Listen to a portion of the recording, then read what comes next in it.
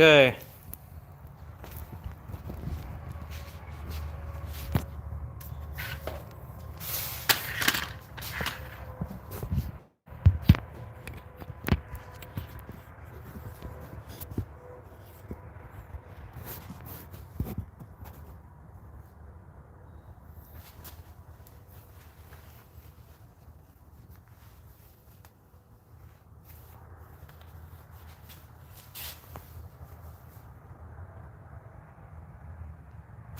All right. Okay. I don't want anybody to think. Wait, is this Austin? Maybe. Let me flip this. Is this still gonna function right? Okay, there we go. Sweet. I got this thing on the charger now. So. Oh, we got 3 more people. Okay. I mean, two more people. Oh, okay. There we go. People are popping in now. Maybe it's better that I just killed this and re-brought it up. Okay, I feel like maybe I should just, like, actually work on this thing while everybody's watching. Hold on, I'm gonna go close this garage door. Wait, can I zoom out? Is this, like, or is... Oh, no, it looks like freaking YouTube stuff is dumb.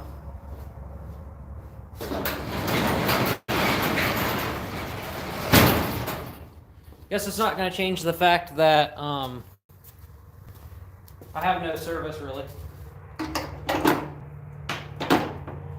Okay, I'm missing...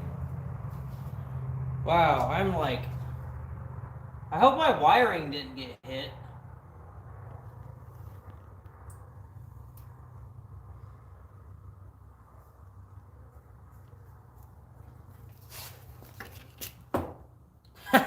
There's still coolant in it, so that's good.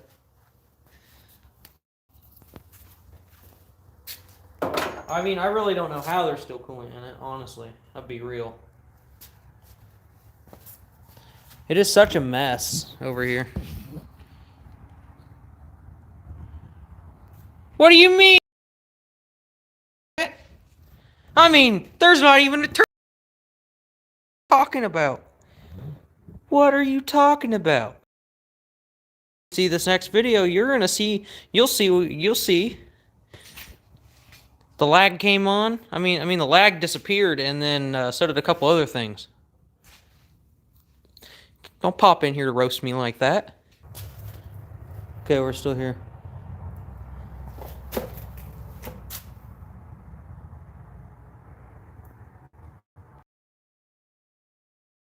Man, that's...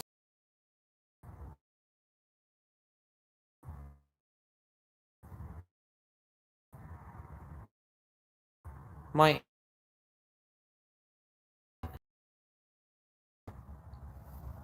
Spiders. Alright, to me. I wish I still had my freaking ratchet. Oh, I hope my cans are in good shape. Please don't hurt my hands.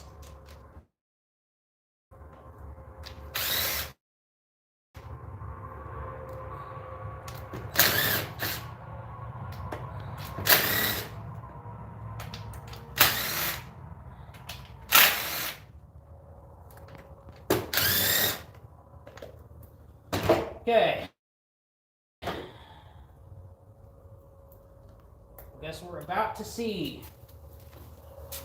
I need something to stick.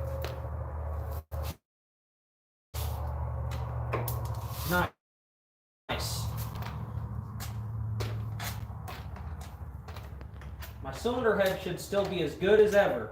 As you see, none of my oil made it back to the head, so there couldn't possibly be metal in there. All the oil decided to exit through my my intake and then back into the exhaust. Looked like a giant choo-choo train.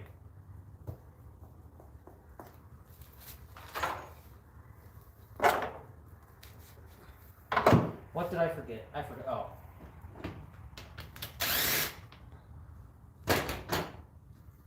Forgot.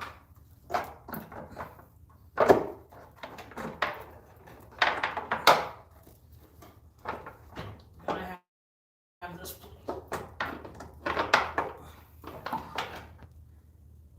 Yep, they still look good. We're golden. We're golden.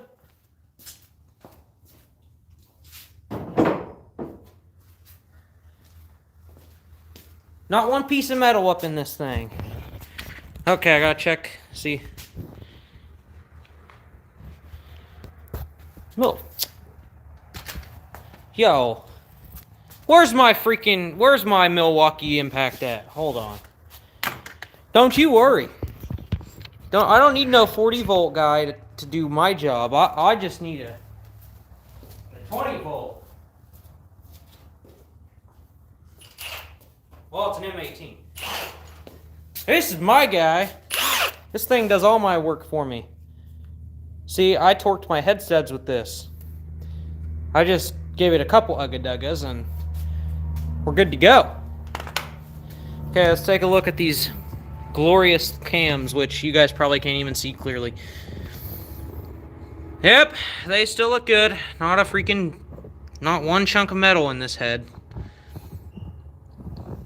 The crazy thing is I can't believe the engine still turns over. Like, I could turn it over and it would probably fire up and bang rev limiter. Well, not now. But it does turn over by hand. It's still free. I don't know how, but it is.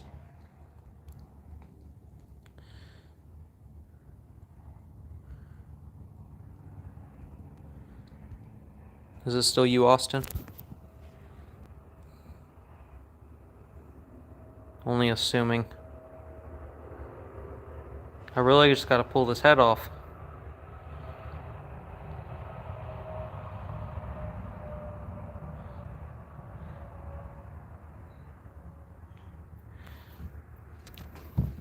Listen, people who are just joining in are like, oh my god, look, there's Ricebox's engine that's completely, like, naked. You guys gotta be like, that is interesting as heck. Why is it naked? Okay, I will tell you why if you ask. Like, if you just say, hey, it's me, why is Ricebox naked? Then I will tell you. Tell you why. Oh! We're gaining more people. Hey, don't leave. Look at this. Look at this. Look at this. Look at that. Hold on. I'll show you an example. I can put like 2 fists in this hole. Not even kidding. Oh, someone left. It scared them. It scared me too. I don't blame you. At least the Supra still runs. Listen, just come in to hang out, and I wish it would tell me like what people are commenting, like say it out loud. I can't even tell. Hey, Austin, are you still here? I'm assuming you're doing other stuff while you're watching this.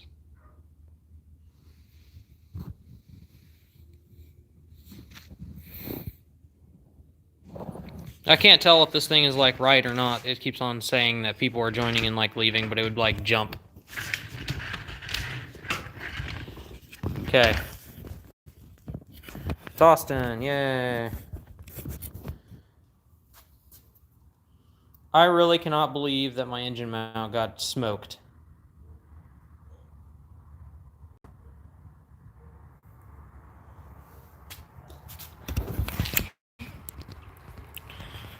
Okay, so I got this charger, and it's like literally 10 foot long, and it's freaking amazing. So I can cross the room. Look, I got a charger on an extension cord, so like nobody can stop me now. Okay, I gotta lay these bad boys out across my super high quality shelf. That's a real expensive like set of stuff right there, like thousands of dollars. And now it's just gonna sit on the floor. Make sure the garage doesn't move away.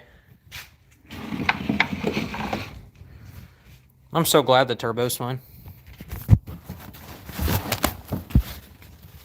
So freaking glad.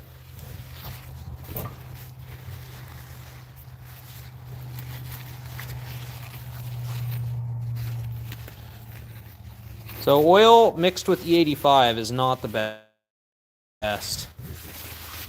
It is disgusting. You should look at how nasty. Well, I guess I can just show. Oh yeah, look. That's the stuff that was still in my exhaust. And my intake, look how nasty that is. It's like milky, gross stuff because the freaking fuel was being sprayed into the cylinder. Because I was, 36 pounds of boost, 80% duty cycle, spraying injectors right into the open cylinder, right into my oil that was being blown up into the freaking... I can't believe that. That's just insane. I can't believe I had to deal with that again. It's unfortunate that I had to go through that again. At least the guy was just there. Like, really, it was, like, crazy how convenient it was. Because, like, I blew up, and here comes my savior with a 5-speed dually Cummins to pull me home with a freaking ratchet strap. And I blew up literally right next to the house. Like, I was, like, maybe 500 yards that way, just, like, right on the highway. Like, I was like, hey, man, I live right over the fence. Can you pull me home with a freaking whatever? It's pretty awesome. It's pretty convenient. Nate! Oh my god! Please tell me you are still here and you're not just, like, leaving, okay? I hope that YouTube is just, like, lying to me about, like, the people who are joining and stuff. Please tell me you're still in here. That'd be super awesome. YouTube is just totally freaking lying. Oh my god, we're getting stuck on my bumper. That's somehow not covered in oil. Probably because the wind speed at 160 miles an hour makes the oil cover the whole bottom of the car, and then somehow the trunk. Makes no sense. Okay, I got that all set out, so now we're gonna pop some cam caps off.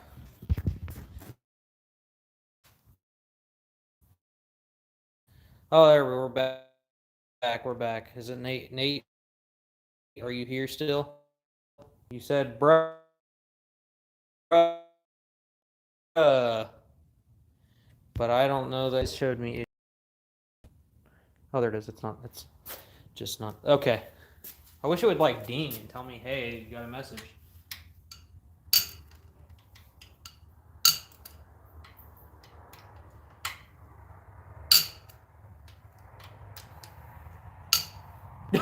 Hold on. I kind of want to take a spark plug out and look in the hole. Hold on. I just want to see if I see light. Then. But we're not going to take a spark plug out the any old-fashioned way. We're going to take a spark plug out the correct way, all right? We're going to take spark plugs out and look in the hole. Hello, whoever has just joined, don't leave. It's pretty hilarious. Well, you guys probably won't think it's funny. It's funny to me now. It's kind of funny to me then as well. So we're going to take spark plugs out with overused power. Okay, this is over. It's just too much. All right. Now that's how you take a spark plug out, fellas. This gun right here doesn't even ugga-dugga. It just takes them out. You guys are probably like, how does this guy make so much horsepower and he does stuff like that? I don't know. I don't make any power anymore. Freaking golden.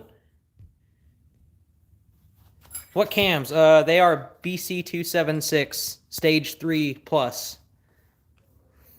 And somehow they didn't get freaking smoked by... That's really not good. So the piston, I don't know how it works this way. But you guys look at, why is so the piston is on its side. You can clearly see. I don't know how it's going to make compression that way, fellas. I don't even understand how it got flipped on its side. How does that happen? Okay, that one's still there. Oh, and these are clearly still there. I'm just trying to figure out why cylinder 3. So we got the rod poking out of the block right here behind. And cylinder 3 is like... Cylinder 2 is the one that's supposed to be missing, but the piston's still there. And I don't understand. How does that even work?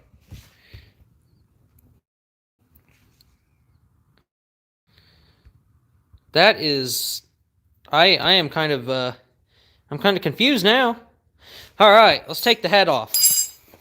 That's what we're gonna do. We're gonna take the head off. I'm gonna show you guys exactly how I do everything.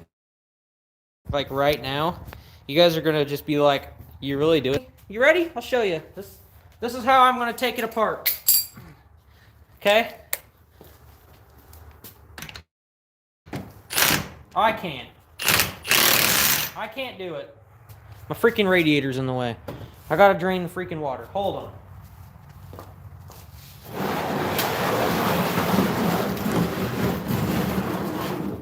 The crappy part is that I had to drain the water anyways. Just tuned in what pistons and rods and what pistons and rods you have and compression.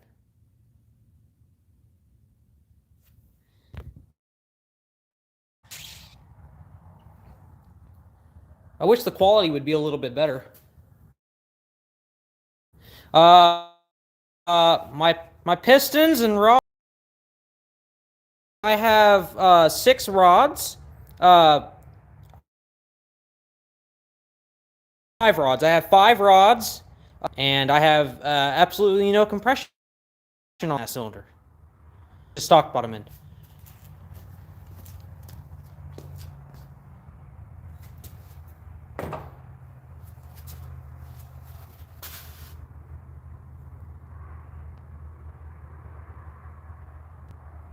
I really wish that my quality was better.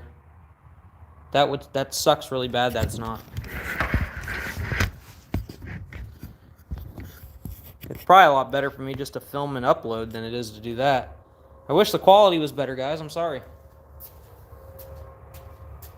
I don't know why it is so bad, actually.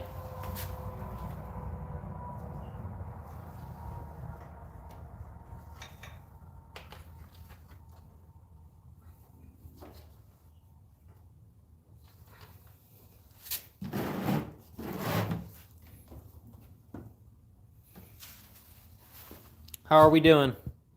Who's all in here now? Just kind of want to... Here's an update for people who are new. We've got a hole in the block. I don't know which one decided to exit out of that, but rod number 3 is still there, and the piston is on its side. So, you got a new setup. I'm running a Dogbox R154, but my setup is broken.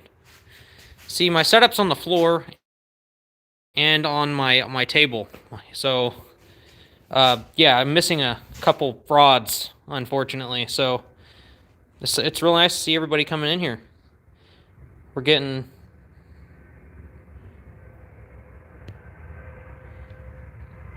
pretty spicy now. I'm switching over to aluminum rods, by the way. I guess if the sound quality's poopy. Goodbye, phone. Welcome to the floor. Okay, we're back. Okay, we're trying to pull the head off. How many pounds? Let's see, I was running 36 pounds of boost on a G42 1450. I was making well over 1,000 horsepower on the stock bottom end. It let go at 160 miles an hour. Decided to completely cover everything in oil. Like, it's terrible. I need to figure out a way to get the car on its side to pressure wash the bottom of the car.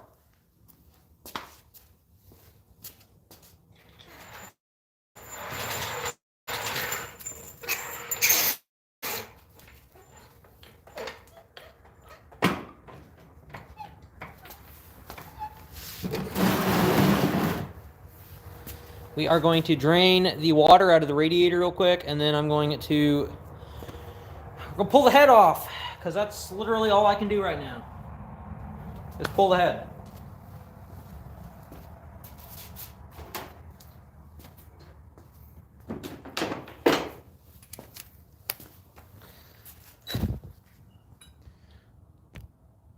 Hey Austin, how bad's the quality still? Does it get better at all ever?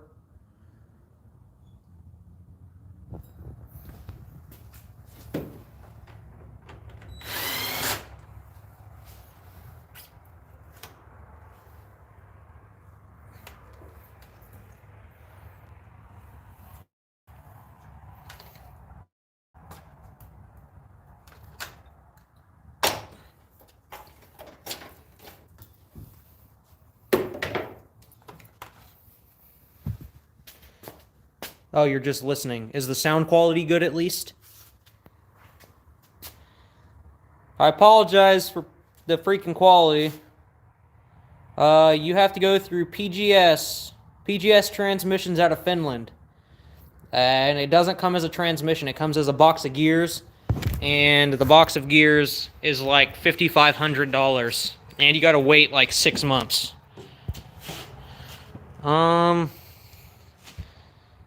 I need some cutters. Sound is fine. Great. It's good to know. I apologize that the quality is not the best.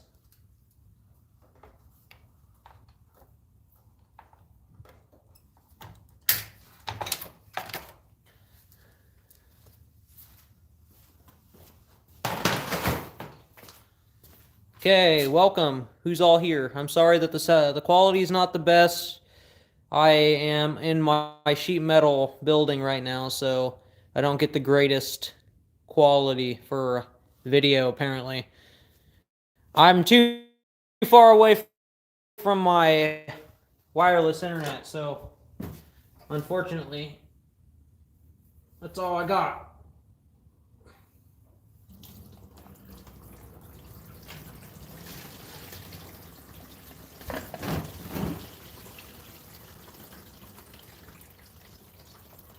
Wow, I think, sorry about that, guys. Here is that my cell service is.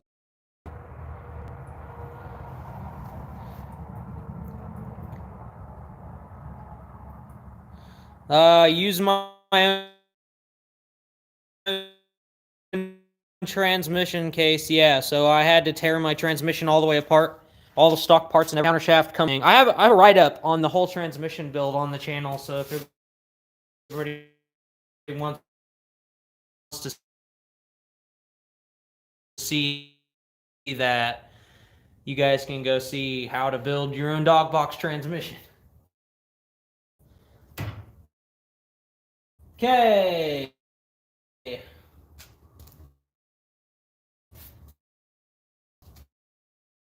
Poor old rice box. People come in and ask.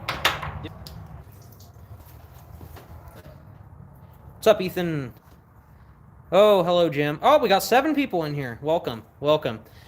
Okay, for all of you that are new here, give you a short little demonstration. Here's my block. I still got 2 good bolts I can use.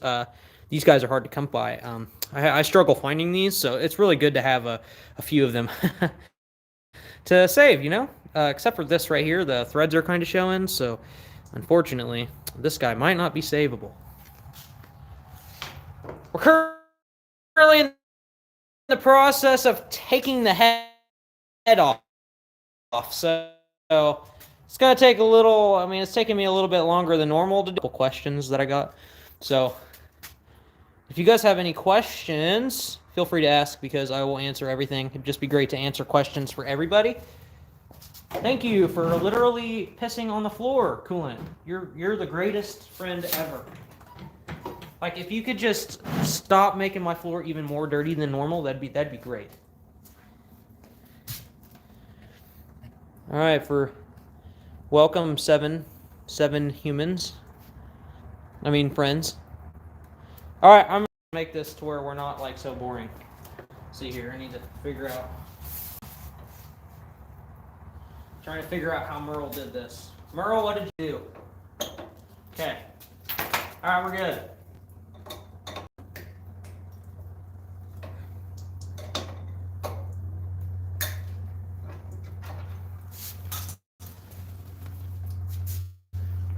All right. I'll take the radiator out real quick and then take the head off.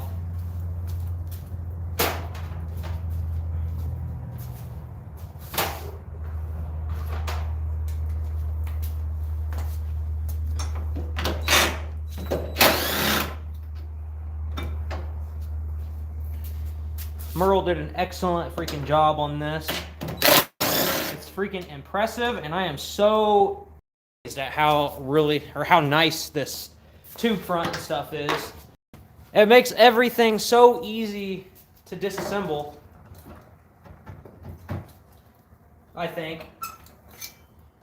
There's a chance. There's probably a trick to this. Or not. There's probably not. I probably have to use a pry bar.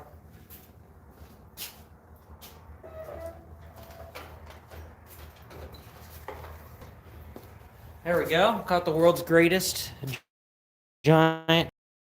That's all we need in this world, right?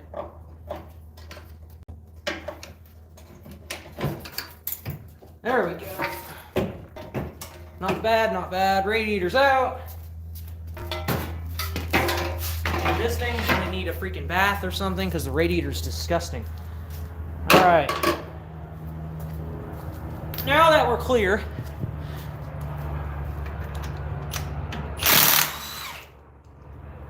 oh, that one had a couple ugga-duggas on it. Alright.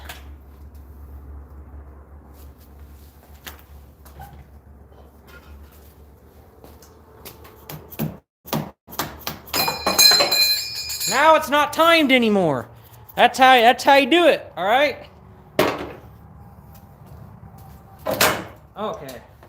Honestly, I wish you guys could see how I put things together. You guys would be like, wow, these engine parts are more resilient than you'd think. It's kind of impressive, actually. But what's not impressive is that my cam gear landed in oil. Alright, let's see. Do you have any new questions? New speaking? Your manifold? Yes, my exhaust manifold is 100% custom. Sponsor from Cali, Ryan at Humble Engineering, built me this from scratch. So it's a full custom manifold to set my turbo in the bumper, the intercooler, and it was $2,000 discounted. He charged me for a little bit of labor and then all the parts, and then it costs a lot of money to ship it. The thing it was decently heavy, and the titanium is really expensive. Okay, so now we are going to take off the head. I gotta take the cams off though.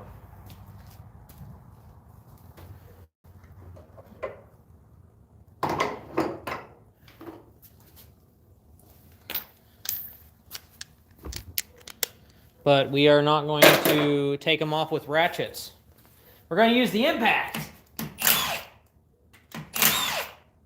Because it's not going to hurt anything.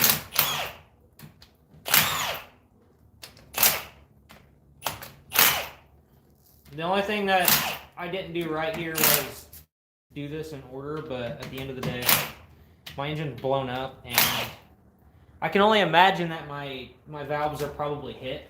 So that's unfortunate.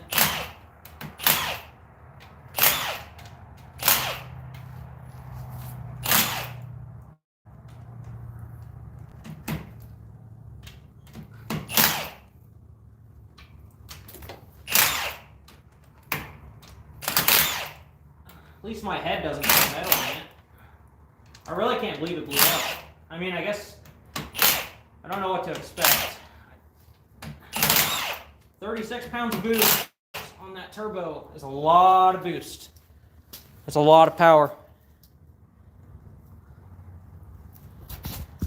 Ask your questions, buddy. I will answer anything you got.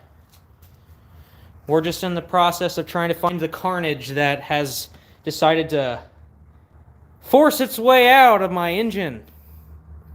At least it wasn't my transmission that blew up.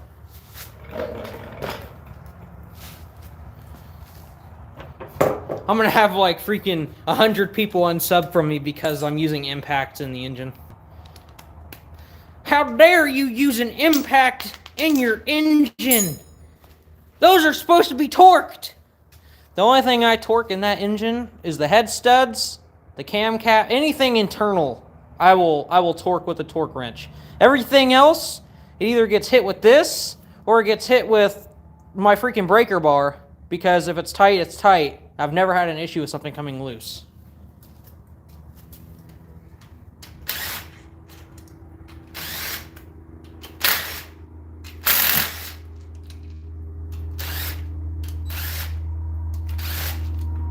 we're just moments away from pulling the head off, so it's not going to be that far away. So if you guys are here for that, don't worry, we're close. Ain't going to take much time at all. I'm just spending a lot of time talking. Thank you. I really love that you do that. I appreciate it. Let's see here, would we have any more questions?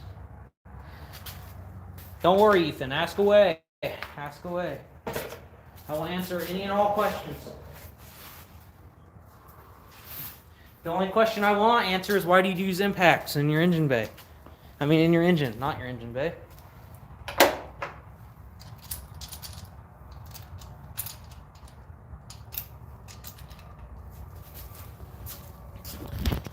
All right, let's make this less boring.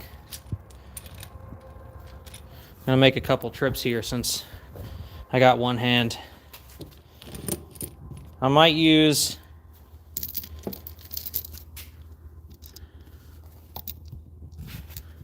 honestly, I'm actually kind of impressed. My spark plugs are not destroyed.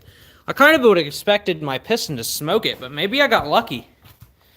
Then again, this head was still good, or the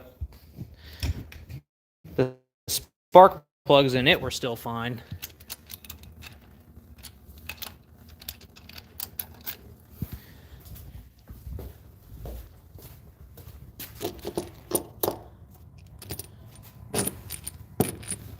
Oh, my cam caps are still good. I'm getting an entire 2JZ vvti tomorrow, so I will have an entire spare head if something were to be wrong with this one, which it doesn't seem like it is. So, looks decent, really.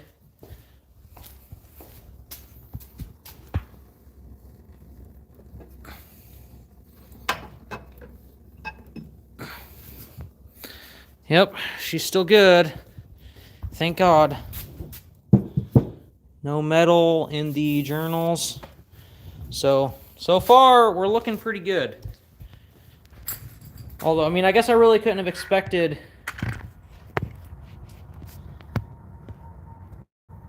I couldn't have really expected it to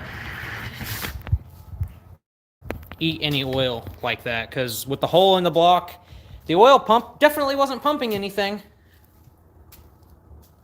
Sadly. Where's my impact? These are the issues I have. I lose the bright yellow thing I was using.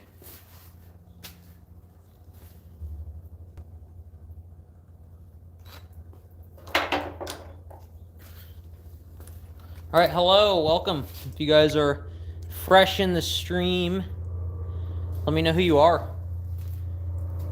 This is my first one ever, so I'm new to this also.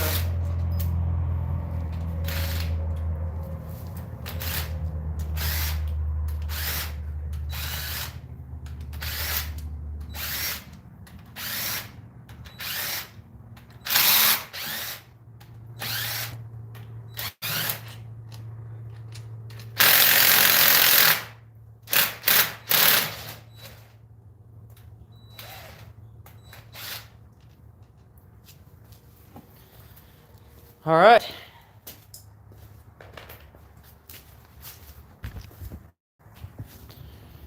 Take some more cam caps over.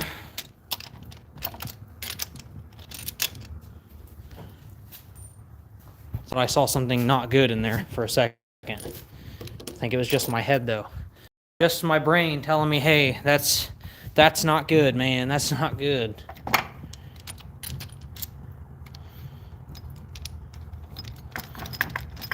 Oh, the vvti solenoid is trapped. Hey, I appreciate. Sorry, I hit my. What is my progression? You're listening to my ride along. You felt like it was losing compression. Actually, I was wondering if it was losing compression. It actually wasn't. There was an issue with my TPS.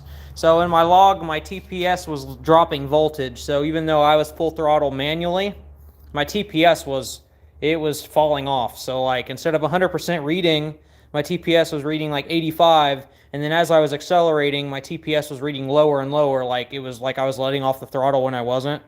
So if I was full throttle 100%, my TPS was reading 85. I was staying 100% throttle, and my TPS was reading 84, 83, 82, 81, and then whenever I'd let off to clutch, because my shift knob is broken, it would read a different number and do the same thing, so there was a hesitation because the ECU was picking up the TPS, was like, hey, you're not giving me 100% throttle, so fuel adjustment, or here's a minor ignition adjustment. It's just a simple fix that I fixed, and well, the video that you guys will see after this live stream, which I will upload in a couple days probably, the progression of this build. Oh, well, here, I'll just show you.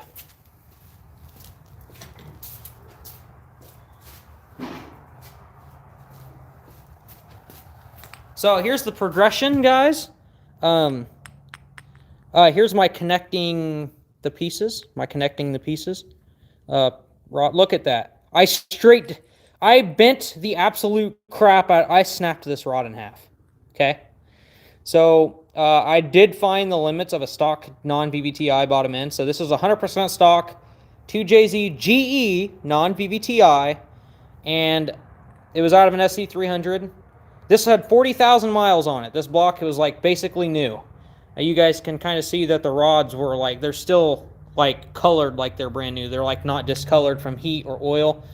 And well, the limit is definitely 1,000 plus horsepower.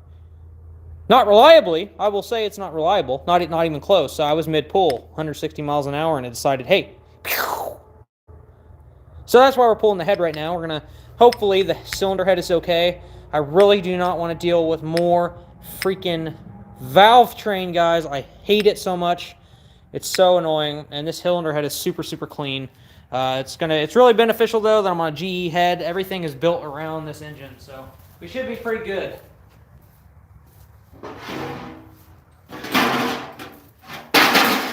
But we're dang there. We're almost here. We're gonna...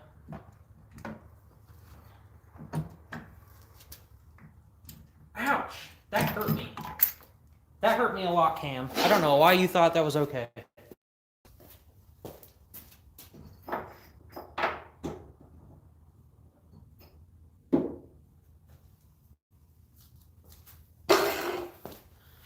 Alright. Howdy. For those 8 people who are watching, who are you? No, I'm not in Florida. I'm actually in... If you ever need basic parts, I have 3 VVTi JZs worth of parts, cams, caps, cam gears, cranks, blocks, oil pumps. Hey, send me some oil pumps. Are these GTE parts, or are they just VVTi GE parts?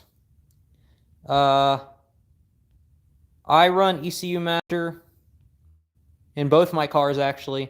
And for coils, I run Smart Coils. So these are the coils from, and then the Supra also has Smart Coils. Smart Coils for life, ECU Master for life. If you guys have followed me for any amount of time, you guys all know how much I am about it. Do you think the idle compression, what do you think the idle compression for 1JZ is? What do you mean, the idle compression? Like, your idle compression, like your compression ratio? I mean, for a 1JZ, it should be like 9-to-1. Like for a GTE, they should be 9-to-1. But if you're talking like compression numbers, like compression, your PSI numbers, like across the board and stuff, you should be looking at like 160, 170. On this, my compression, because it's a high compression engine, so my compression number is using a compression tester. My compression number is, they were like 190, 200 because 10-to-1 higher compression. So again, for those of you that are fresh in here, the 240 exploded. I will be releasing a video in a couple days. I actually got it all on video, so I was in the middle of doing a draggy, so you guys will be able to see an insane freaking pull. I mean, it was crazy. I pulled a 5.6 30-to-1 or 60-to-130, and I was basically spinning for 2 or 3 seconds of that. So I mean, it's crazy. The car it was fast, super fast. But let me hop back in here. And everything still looks good. Cams, my drivetrain, my shimless buckets are looking pretty good. I apologize for the quality also. Task both and sort of blended. Oh, I got you. Ask any questions you guys want. I actually enjoy all these questions. There's a lot of questions that, yes, this was 100% stock bottom end. 100% stock main cap, stock rod, stock piston, stock rings. It was literally completely untouched. I got this engine bone stock. The only thing done to this car, it's basically a fully built head. Yeah, it was 100% stock. I was making well over 1,000 horsepower on 36 pounds of boost on my G42. Hello, welcome.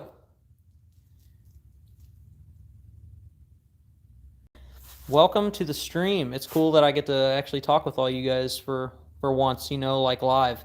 Yeah, no, it's 100% stock. This is the things that I preach in every one of my videos. You're from Egypt? That's freaking sweet. I'm from Iowa. We got corn. I mean, they harvested it all, but no, we got corn. And yeah.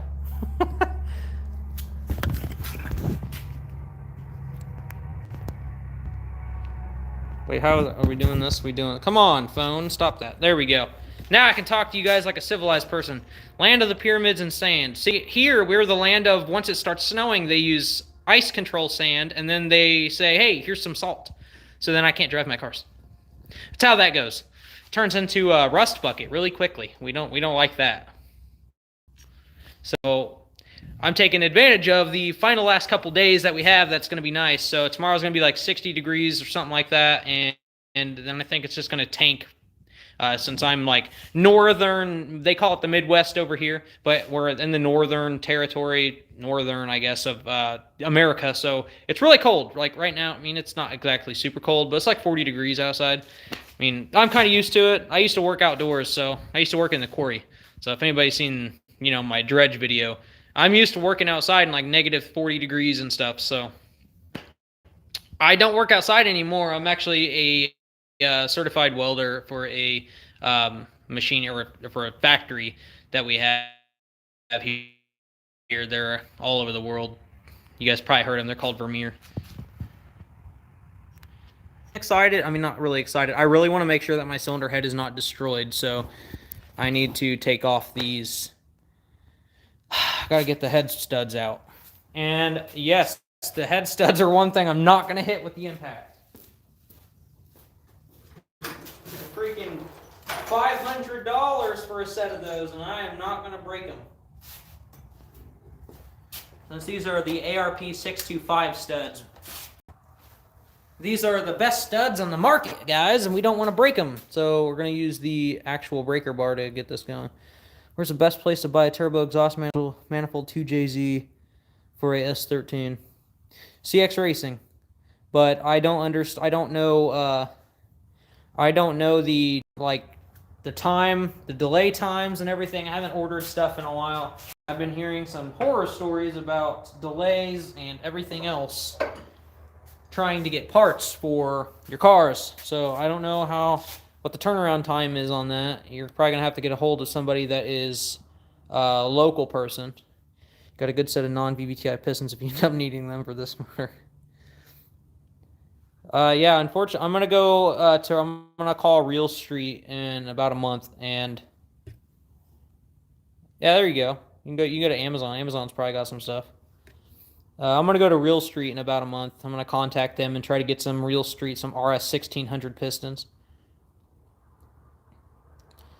Do I consider to do a drift car or do some drifting with the Supra or the S14?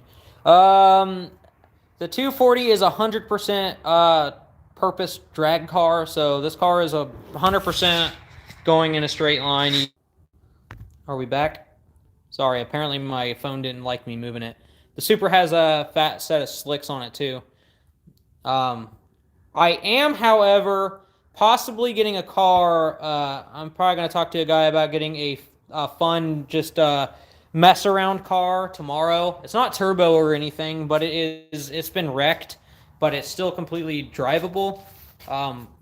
It's like a, I don't even know what the freaking heck it is, really. I don't pay much attention to BMW, but it's a BMW, and it's like a Z3 coupe or something like that. It's like one of those convertibles that is like chopped off in the back, and it's like a real small looking car, but it's a two-seater. Look, it's kind of like a Miata, but in a different shape. So if everything goes well there, I'll have a sweet slide-around car that I won't have to worry about if I run into things. My 240, I'm running a complete Q45 rear end with a Z32 TT axle and a Q45 driver axle. So I'm running 6-bolt axle. Well, actually, I lied. So I've got a 350Z axle on one side because one of the bearings went out in my car, so I'm running a 350Z axle with a 300ZX axle.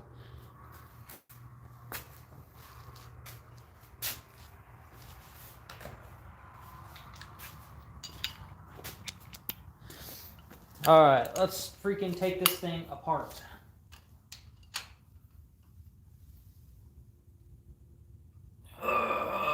Alright, hold on.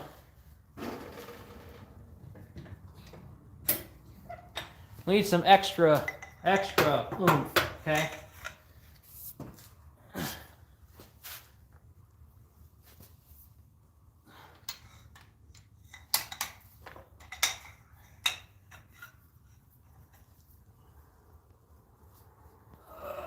God dang, man.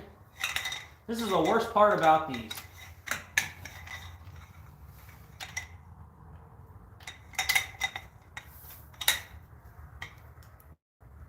We are very close to seeing the carnage within the head, so hopefully my head didn't get hit by anything. That's all I'm praying for. There's no metal anywhere in the engine, so we're looking good there.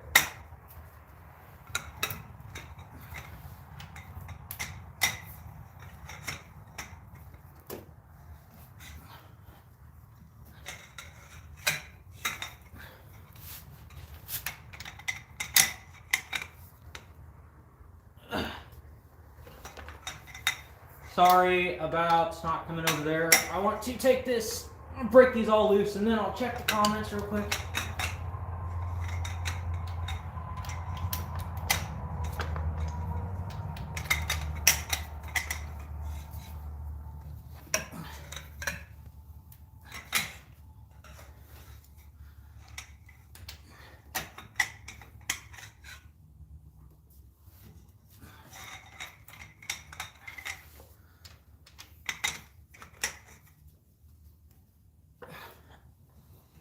God dang.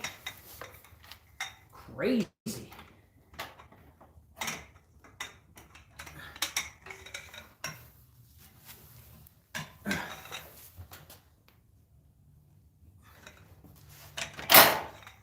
Come on, car. Work with me. Everything's in the way. Everything's in the way.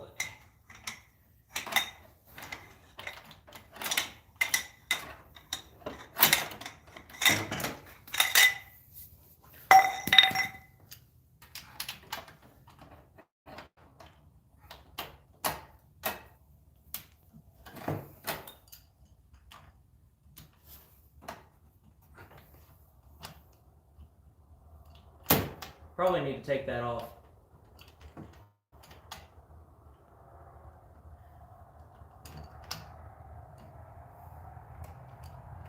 Okay, we're gonna take that off real quick. How's everybody doing in here? Let's see here. Rear hubs, I am running a 350Z hub, and I'm running a Q45 hub. Yeah, my 240 is a drag race only. It's a straight race car. You'll need mandatory springs and retainers on some cams, the vvti. You can get 264s and run them on the stock springs. But it's always it's really a good idea just to put springs in, just to have a mind, you know, just a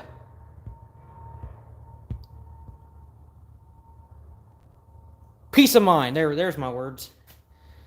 It's always good to put springs in regardless, but they are a drop-in cam. If you go anything bigger though, the 272s and the 276s do require a spring.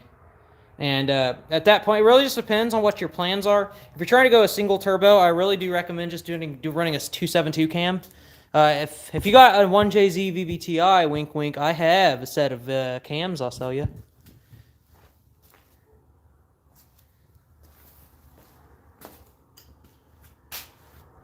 Yeah, people will choose it that way because it's kind of a quick way to get yourself some cams, you know, without having to do valve work.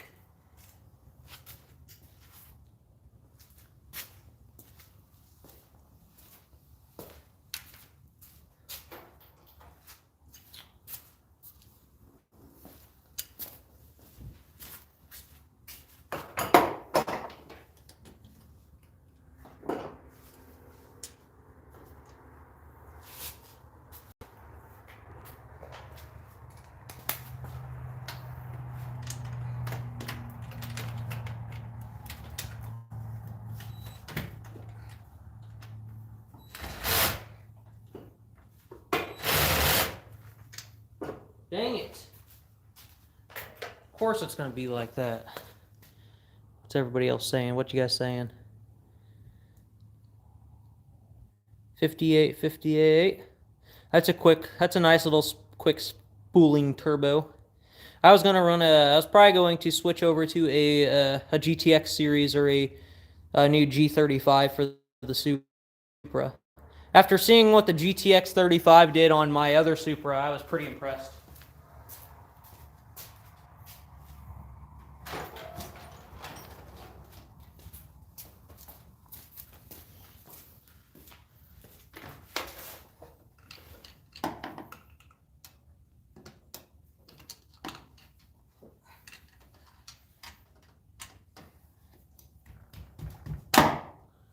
Dang it.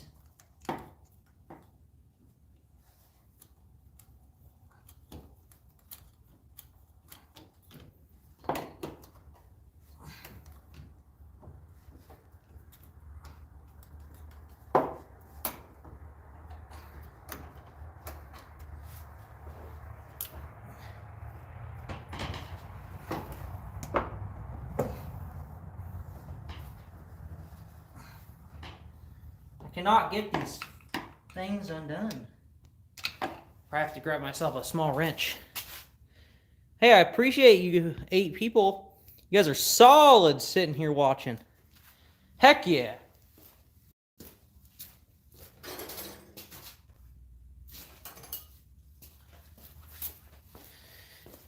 If you guys are looking for a turbo, you guys should really hit up Dean Moslow. You guys should give a Pulsar turbo a try.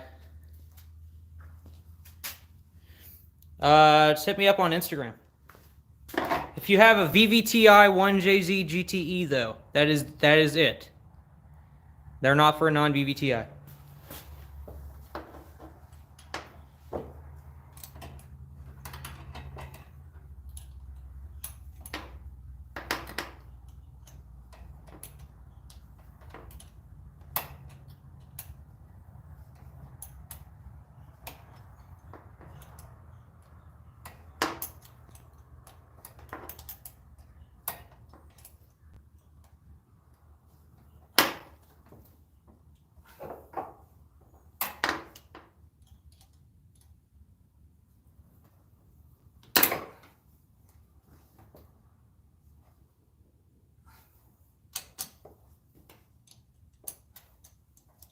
Come on! I need you off here so that way I can continue this job.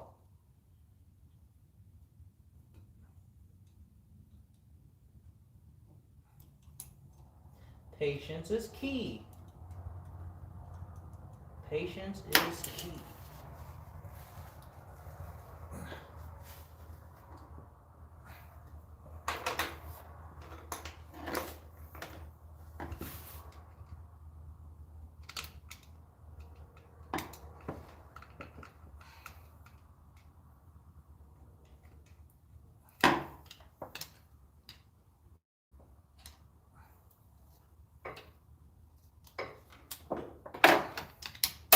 There we go.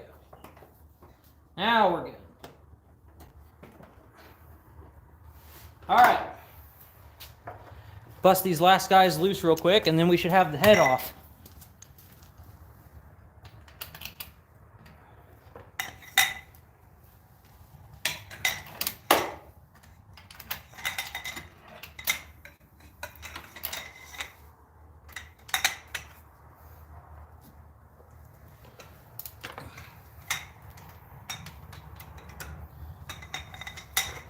All right.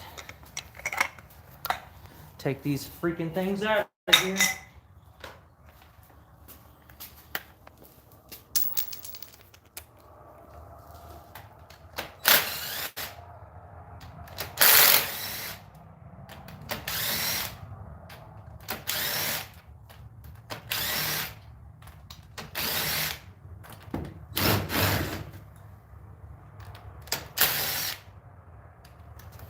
Thank you.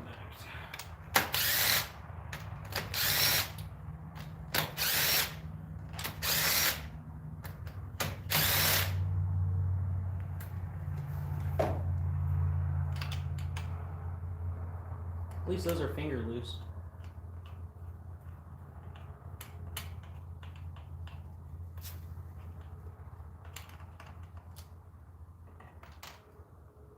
Dang it. Hey, that worked somehow. Alright, let me hit these guys with my magnet. Find a good box to put them in.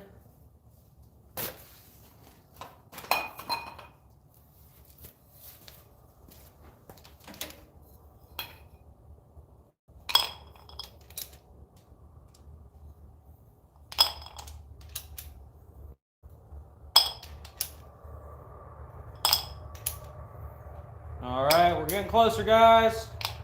Getting closer. Please, for the love of God, don't be hurt. No, I don't want you. Leave me alone.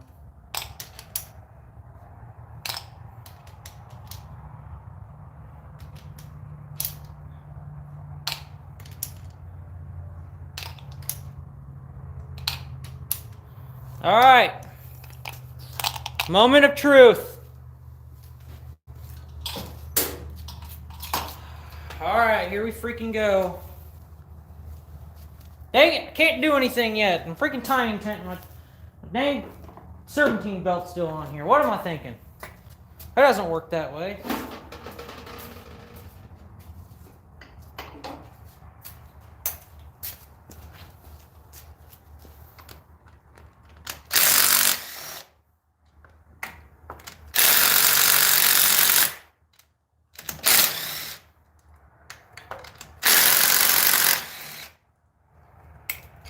Now we are free. Okay. That should be everything out of here. Oh, I guess I gotta take that off. Oh my Lord, I just can't get things straight.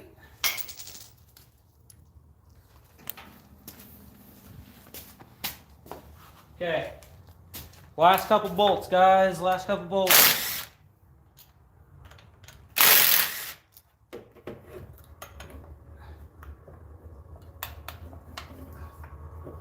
Okay, here we go. Time to see the carnage.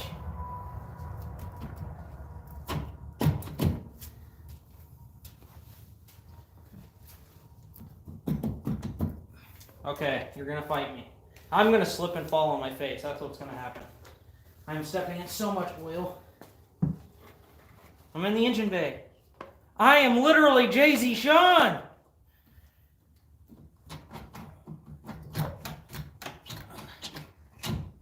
Oh, you can't be serious. Don't be like that. Oh, you. Oh! No! I swear. Oh, you can't be serious. Alright, I guess I gotta take the studs out actually. Okay, hold on. Make sure that this...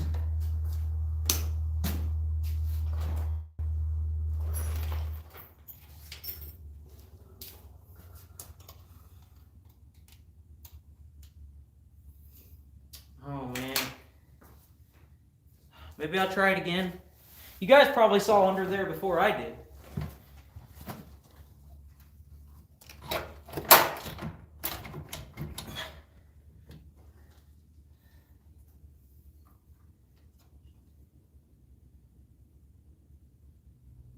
Guys, I think my cylinder head's okay, but I did bend a valve. And my piston just fell down the hole. Also, the whole skirt on the piston's gone.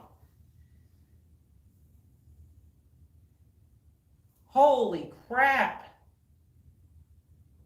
Bro. How? Freaking how? How? Oh my God. Okay, hold on.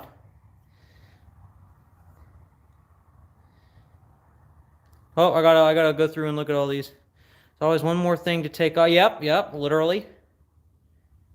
Always one more thing to take off. Buying an A60 Celica, that's freaking sweet. They do the same for my engine. 3.6. Yeah, you're probably right. The only thing is I don't have... Actually, I do. Hold on, it's in the car.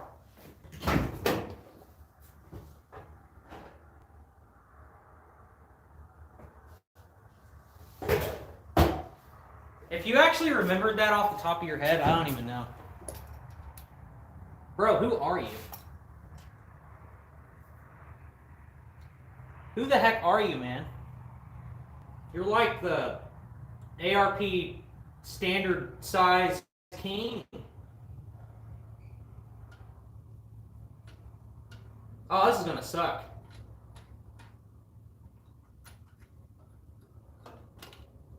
Oh yeah, look at those bad boys right there. Nice.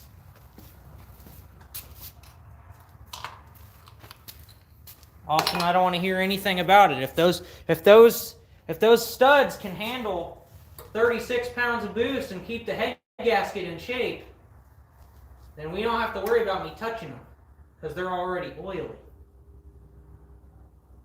Even though that's the L19, I don't know if the 625s are like that. Oh my Lord, I do not want to take all these out. Bro, I need a freaking, like a socket.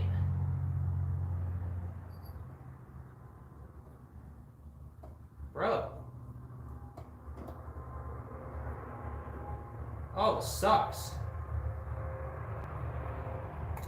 Wait, I have an idea. Cue idea, guys. Cue ideas.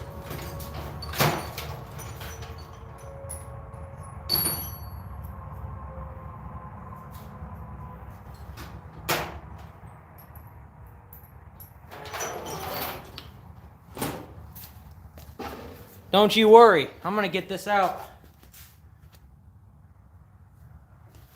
All right, here we go. We're going to see if this... Ouch! That almost killed me. We're going to see if this works. So I got this socket, and this ratchet... This is not going to work, but we're going to try it anyways. Oh my God!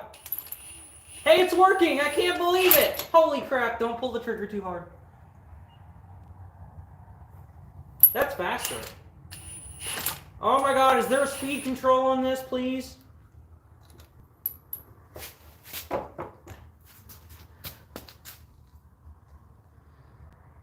Yo, what is up? What is up? Don't worry, just taking my studs out with a freaking socket and an Allen key. Somehow it's working. Oh, this is out of control. That is out of control, but it's way faster. I'll give it that. Oh my Lord, if I can keep control of it. more out of control than my freaking rods were. Holy crap, that's so nuts. It's a lot to handle there, fellas.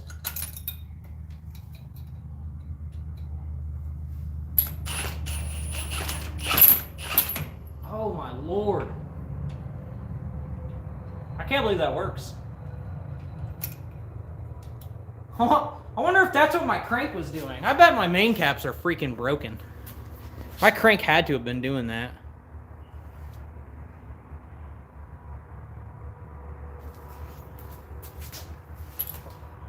Oh, I need 2 hands, 2 hands.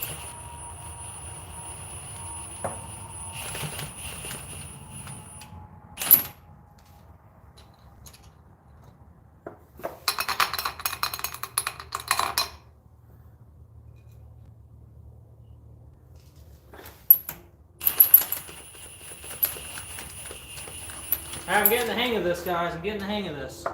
I'll tell you what, the freaking suspense in this is killing me.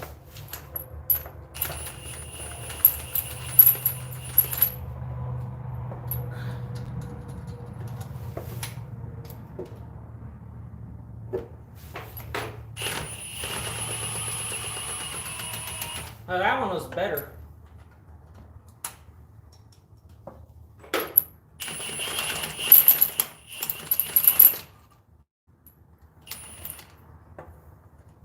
Don't do this with your 625 studs, kids. That sounds expensive.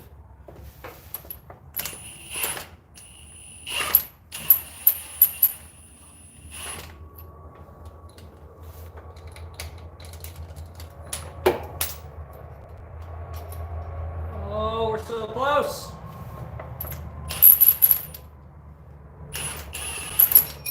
Oh my God, I think I'm gonna break this thing.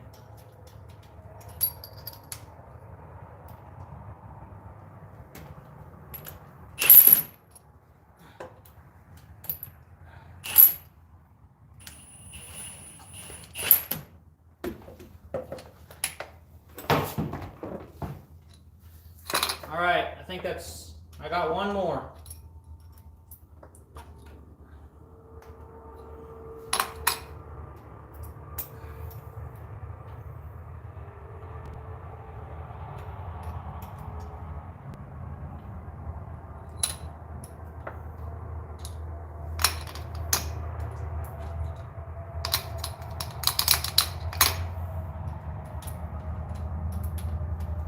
So close, so close. Come on. This is so bad.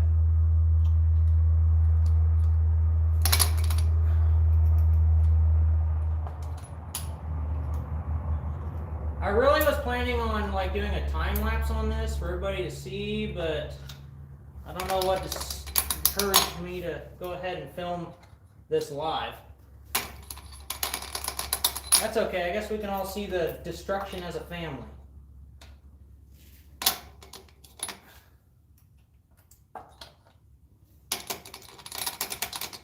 One more.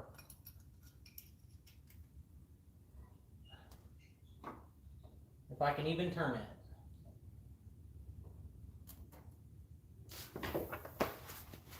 Where's the freaking out? Oh. I can't.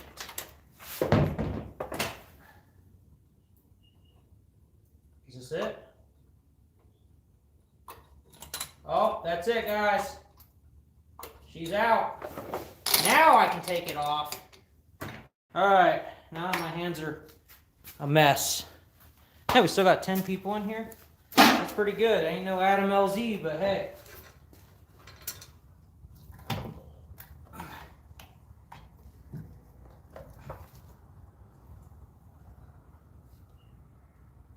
Oh, all the rest of my pistons still look as brand new as they freaking were when I put them together. Still. Okay, hold on.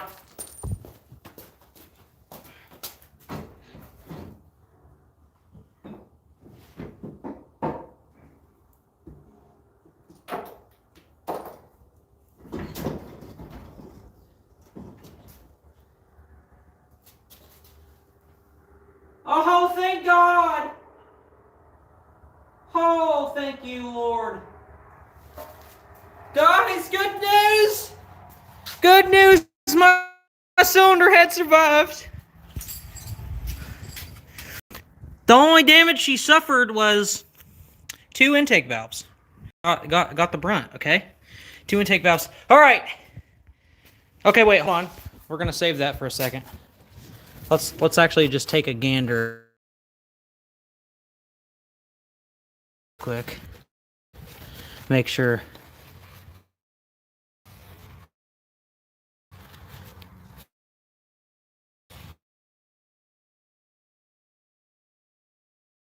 My car wasn't detonating.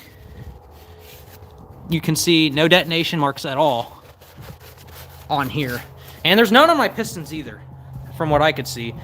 And the pistons are going to... Hello! Wait, someone screenshot that. Hold on. Someone screenshot that. Screenshot it. That's a plate. That's like not even a piston. Oh my God. That's horrible. So I thought it was cylinder 4, but it turns out it's cylinder 3. And if I'm not mistaken, I'm honestly, I don't even understand how the hole is there when there's cylinder 3. Wait. Oh, that's the cap. Oh, hold up. Oh, she's so stuck in there. It's a good looking piston though. Hold on, let's take this out. Okay. Look at that. You can't tell me that I was detonating. That piston is like perfect. You got unused piston for sale, guys. It's only half weight. That's so terrible. Oh my God. Hold on. Take a look at the cylinder walls. Freaking cylinder walls still have hatch marks. Yeah, they're a little shiny.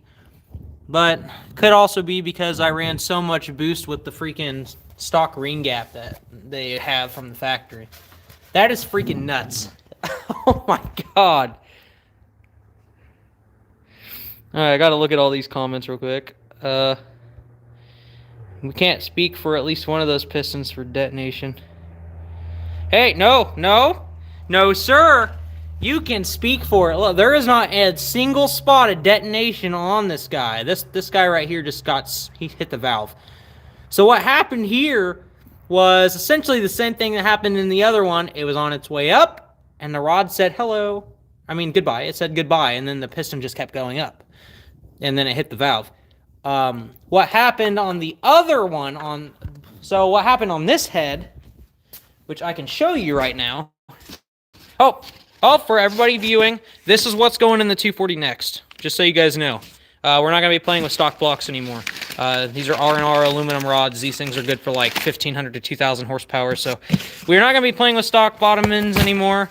And also, my car was making well over 1,000 horsepower on that turbo over there. Yeah, it didn't last very long. So it was 100% not, it was not reliable. Not for the way I beat cars anyways. It decided it was gonna quit life 5 seconds in to party. Okay, so I can show you this head right here real quick. Set this up for you. I'll show you the detonation that was on this one. Actually, no, they were not GTE rods. It was 100% stock bottom end, 2JZ GE, non-vvti. I apologize for the quality, but hopefully the quality will get better. Hopefully it'll get better as I. Well, it won't get better if I throw my phone on the floor. Okay. There we go. Now we're back. And actually, this piston here, this is the one from last year that I broke, and you guys can see that this one broke from bolt fatigue. The rod bolt broke on it last year, and you guys can see that if I hold it here, hopefully it'll get clear.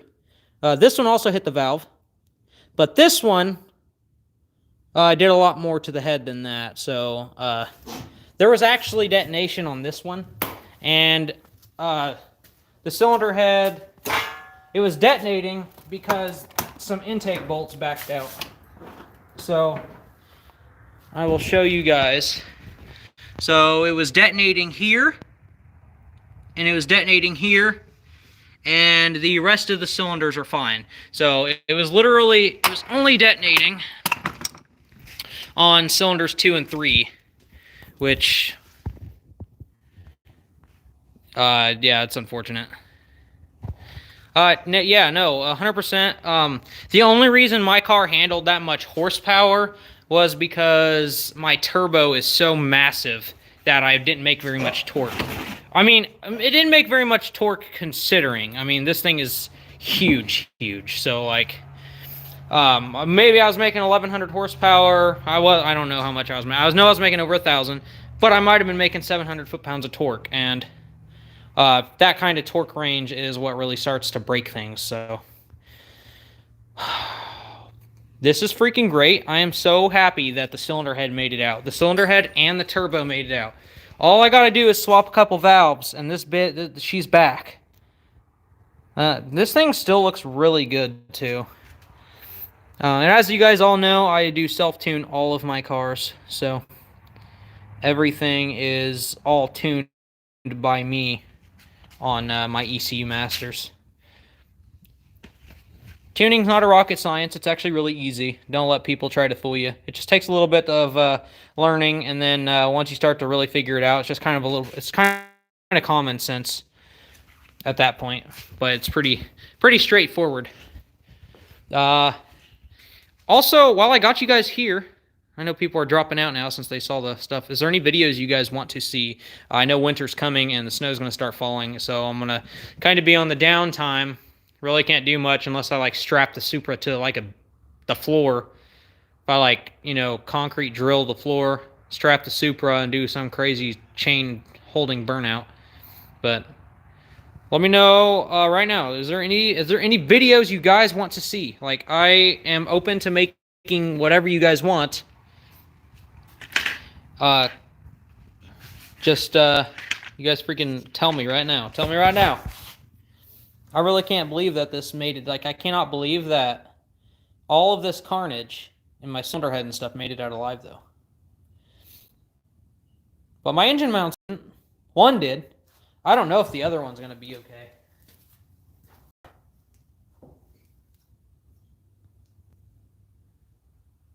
That's freaking... ouch, man.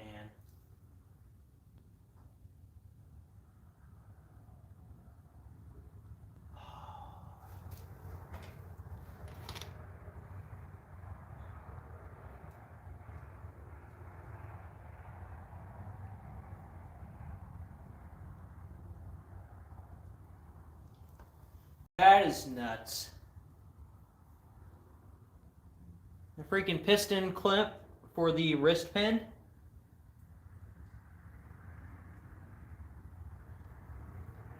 I wish I could find the bearings. I mean, that'd be cool if I could see the bearings.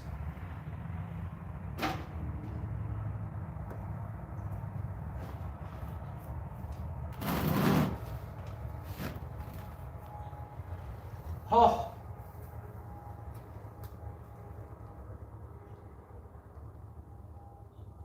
Guys, I'm not even going to lie to you. I thought there was a hole in my actual oil pan. I was going to be really upset. I really thought there was a hole in my oil pan. My sump, though, is completely destroyed, and those things suck trying to find. If I'm not mistaken, though, I'm pretty sure the IS300s have them factory, so hopefully the long block I'm getting tomorrow actually has a front sump pan. That would be really, really convenient. But here we are, once again. in the freaking blue with the ice box completely destroyed. The only benefit here, guys, is that the car is not going to... It's going to be 100% back up and going way faster. The reason is because I do not have to wait. The Alphalocs. You have 3 front sump setups. Hey man, don't good time.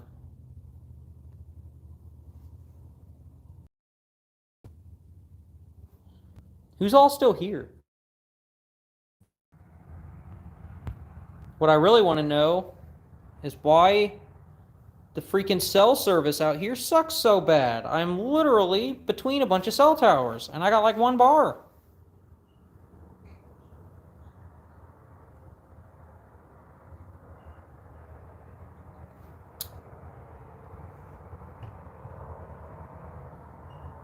I really need that freaking sump. I have some spare parts. My freaking baffle plate in my sump got destroyed too. It's completely obliterated, and my rods and stuff just smashed the crap out of it.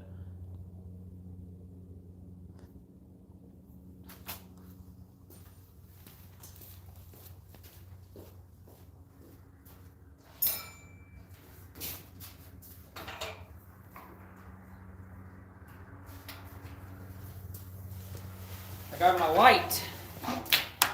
I'm gonna shed some light on the situation here. Oh! Oh my God! How is there still oil in this? How?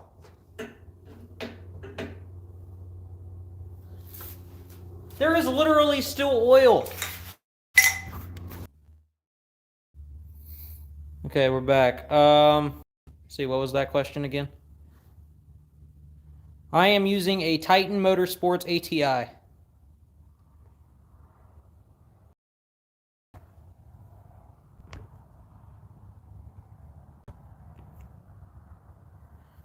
Good Lord, guys, I am so sorry about this quality. I can't see how bad the quality is.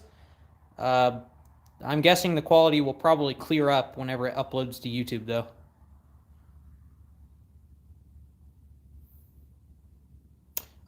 It is supposed to be a machine to fit style.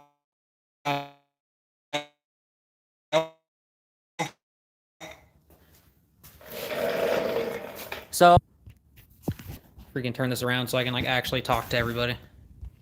So it's supposed to be a machine style, but I bought it used, and it somehow sort of fit, and I just impacted it on.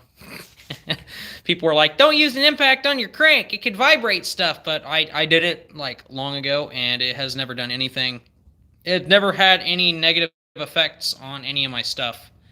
I mean, impacting a bolt into the front of the crank is not going to make crank or rod number 4 snap in half and exit the block, okay? Especially after hundreds and hundreds of pulls. There's a lot of stuff that I do that are like kind of behind the scenes that you guys would probably be like, why is he doing that? So I like to, when I clean my stuff, so on my pistons, I will pull the pistons up to top dead center, each one, and I will take a wire wheel and I will wire wheel it. And if you guys look at the very top of the cylinder wall, the very top, there's always a small little tiny ring of... Well, I would have to say, I don't even really know what is the fail point here. I would think that the bottom of the piston decided to give away. So like the skirt of the piston is what failed on this, and that's what happened. It's either that or I bent a rod because of all the torque. And then when I bent the rod, it snapped the rod in half, and then it pulled the bottom of the skirt out. Because, I mean, the freaking piston was sideways in the cylinder, so. But, well, I got down to the freaking business that we were... I'm going to kill the stream, and I'm going to finish the video. that I was filming. It's going to be a really odd cut because I might be able to take the live stream and take parts out of it and use it as a time lapse. We'll see. But hopefully, if not, then you guys will just rewatch some of the stuff in a fast forwarded position, and then you guys see things after I finish the stream. So everything will be new to you, but you guys will already know what happened. But the next video, you guys are going to see everything that happened beforehand. So it's going to be like a regular video, but you'll see the draggy and everything. So like it literally blows up on the draggy video. But I got the draggy, so I don't know. That's the fastest I've ever actually seen the mile per hour of my car. It always accelerated so fast for like my phone GPS to keep up. Like in the last video I uploaded, if you guys see it, it is like when it went 147. That was not 147. It said 147 like way after I hit my brakes. Like I hit my brakes and my phone slid forward and it said 147. It just hovered on 147 forever. So it was going a lot faster than that, especially after I saw what the draggy numbers said. So I hope you guys are looking forward to that because I'm looking forward to everybody to seeing it. You know, it sucks that this happened, but at least I have the Supra still. At least I have two cars. It really sucks when I only had the 240 back in the day. And this thing would break. It was really hard to find ways to make content to keep everybody interested. It's starting to look like people are like coming back, you know, for a lot of the stuff that I'm like making regardless. I don't know if people are just interested in what I do, I guess. They're here to see me and not just the cars. That's what I'm really looking forward to. So yep, I think that's all of it, guys. Do this more, and I'll tune in for sure. You want me to live stream more? Is that what you want? Listen, I just want you to know that this is actually hard. It's hard to do because like I'm actually live talking to people, so like I have to like actually pay attention to the comments and stuff. So it's hard to like keep my head straight and work on the things I'm trying to do. So, but it's good to see. I mean, a lot of people were watching, so that's freaking awesome. It's awesome to see that people are actually like tuning into this. I also don't have to edit, so that's really, really useful. But I'm gonna have to edit the video that I'm gonna finish up tonight. So, yeah, that's that's how that's gonna go.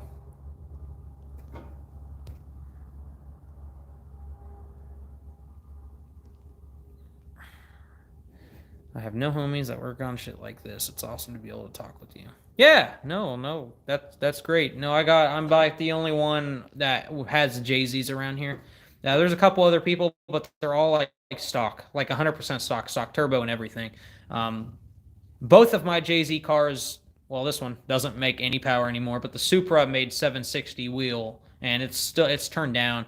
Well, I turned it back up, but I'm kind of leaning more to turning it back down. It still is cool and it's still fast, and the T56 is still really fun, but I don't want it to like break at this point. Like I want to have something that is reliable to roll around and have fun with.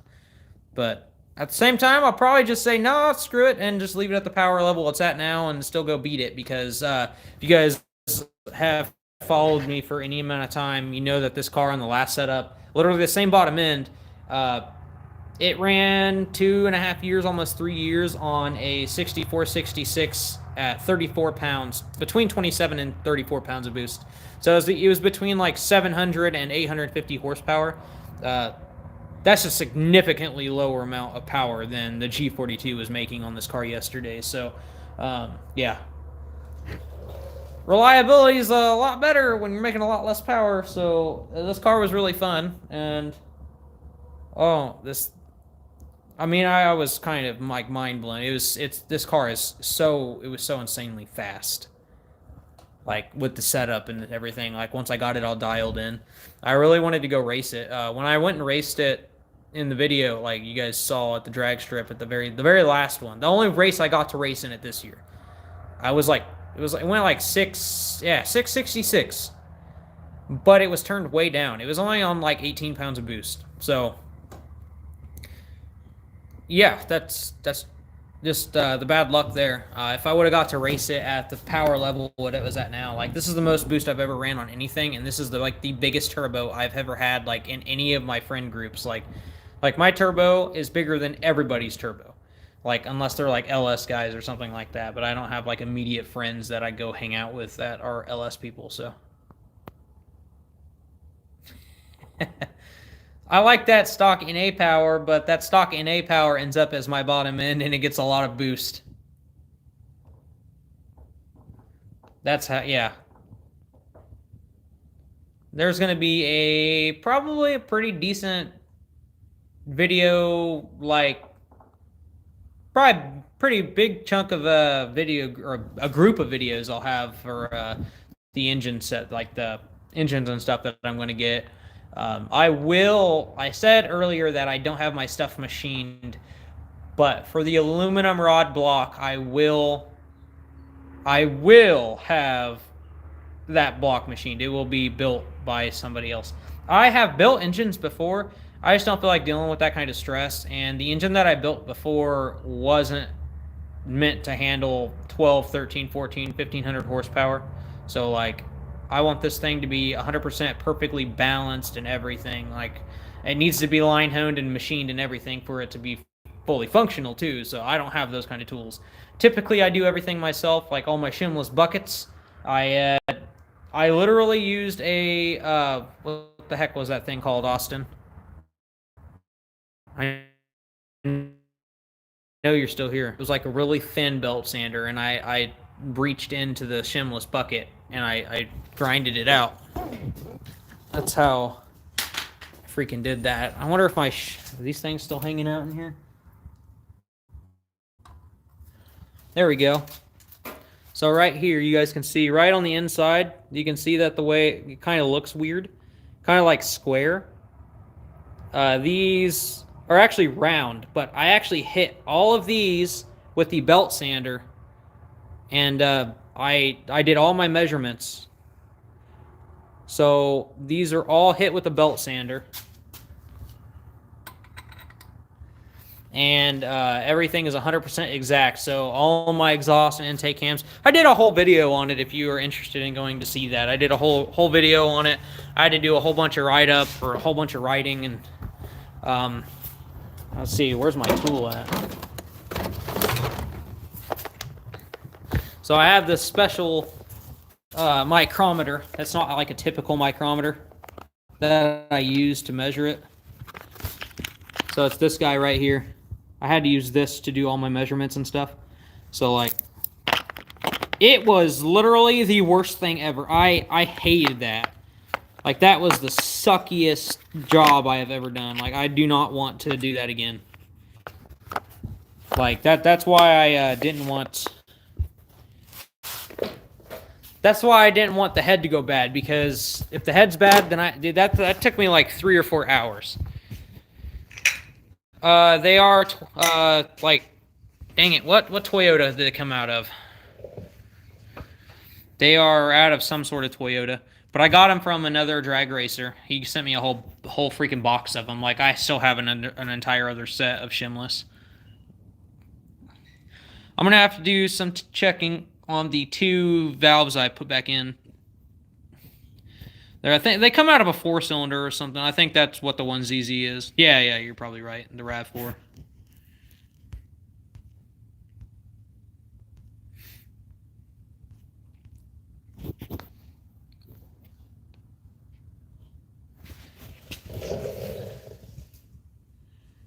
I really am not looking forward to getting under this car.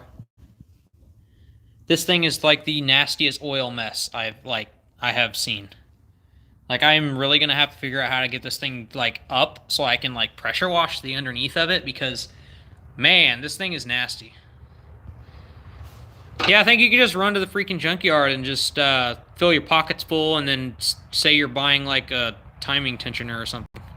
Just this, yeah, they wouldn't even see. They wouldn't even see your shimless buckets.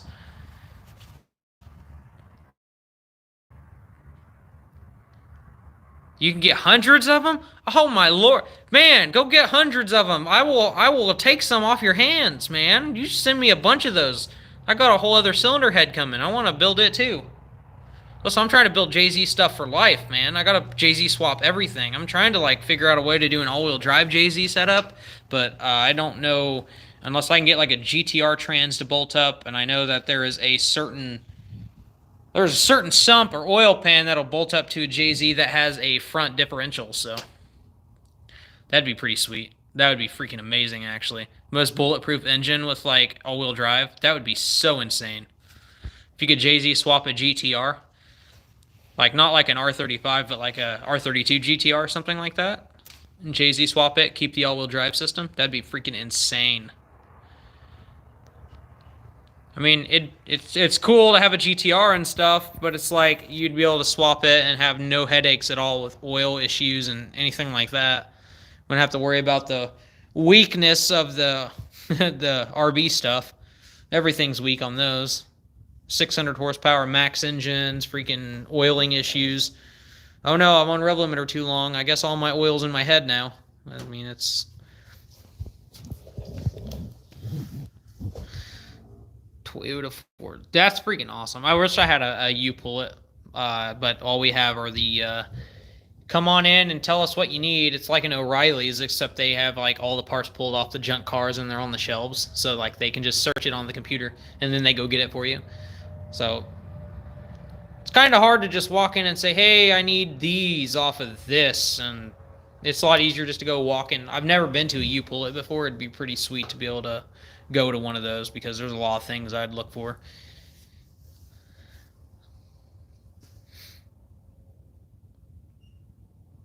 Wait, where the heck do you live at? Florida? Is that what you said? I'm assuming you lived in Florida. I'm not scrolling back up to these comments. Absolutely not. My fingers are so nasty. My screen is probably hating my life. It's hating me. It's hating its life. Listen, if new people are joining in here and you guys are curious what's happening, feel free to ask me what's happening and I will tell you. Yeah, you're like literally 18 hours away from me. Literally, the old owner of the Supra, his name was John, and he drove all the way up here to meet me. Well, he had the title for the car, and I didn't want him to send it to me, so he drove all the way up here to meet me, and he got to ride in Ricebox. It's pretty freaking insane. Hey, you can do the same thing. Except you could sit in Ricebox. Ricebox is totally broken.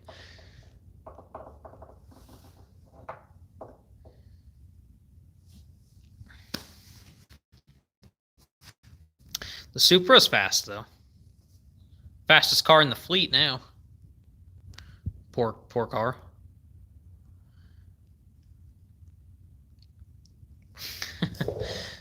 That's a long drive, man.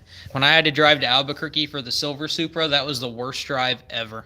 I hated that. That literally took so long. That was 16 and a half hours one direction. 1,011 miles. Oh my god. The only thing that was like, it was like I took my wife with me, and it wasn't so bad because we could lay the seats down like in the Jeep, and like literally we could just like sleep fully laid out. Oh my god, I got plenty of room if you want to drop it all off. I'll go to Menards, which is our basically is our Home Depot. I don't know if you guys have Menards down there. I'll go to Menards and buy new shelves. I need more shelves anyways. This whole freaking shop needs to have shelves all the way around it. I'm so excited. Yeah, it might be driving. It's going to be limited to like 2.5 pounds of boost if you bring me a vvti bottom end.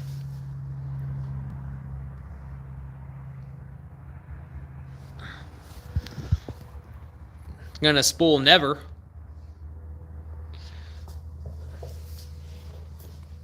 Just take the springs out of the wastegate. It'll just be 100% naturally aspirated.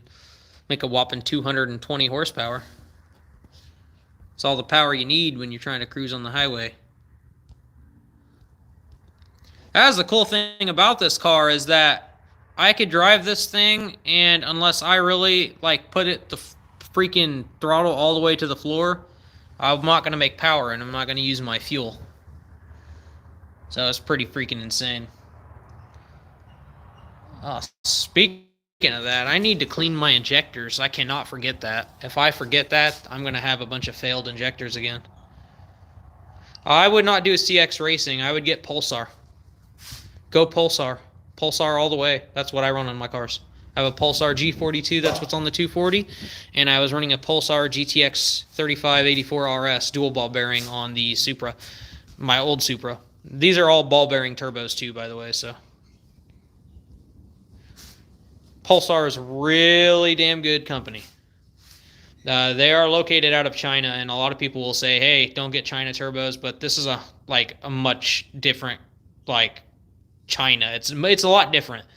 How much is a 700? These things are under $1,000. And you're getting the quality of a Garrett or a Precision.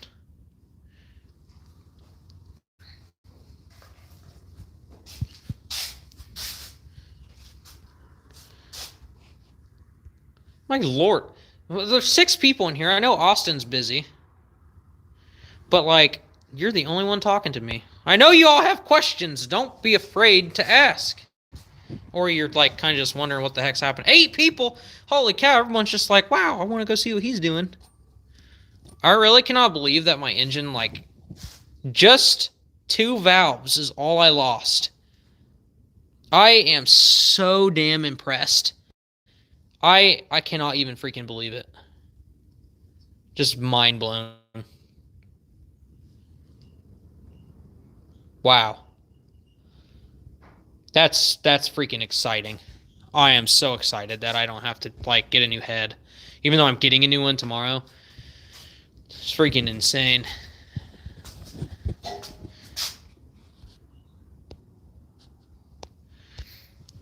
Okay, I need to...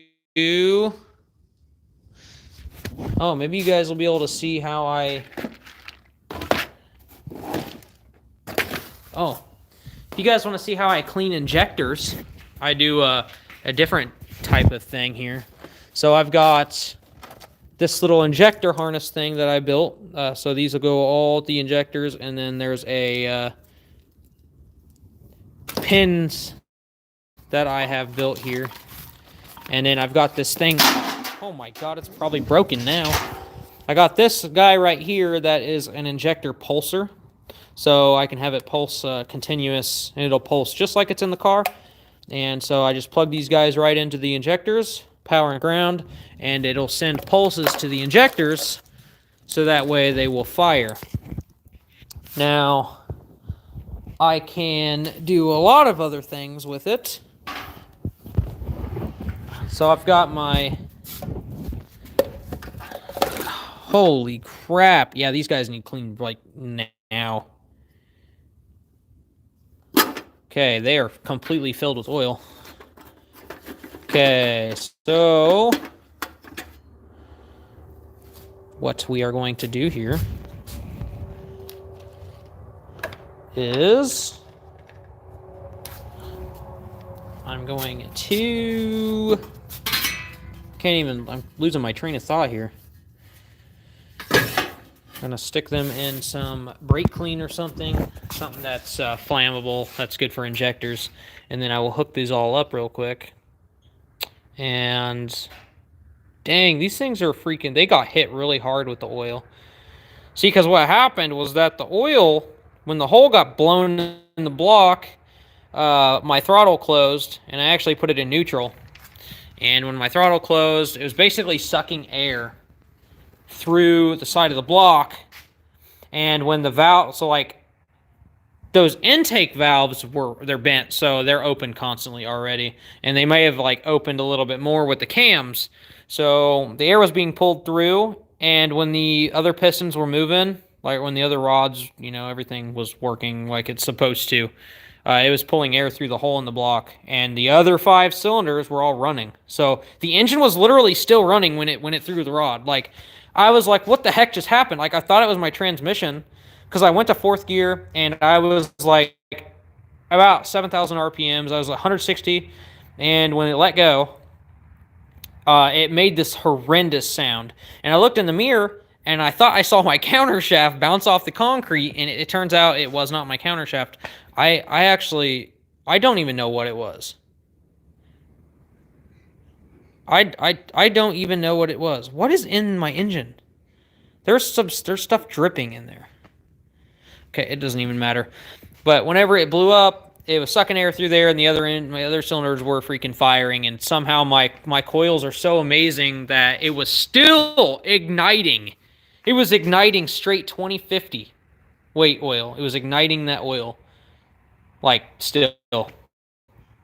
After it was blown up. I can't even... it still turns over. Like, I could turn it over by hand. Like, it's pretty crazy.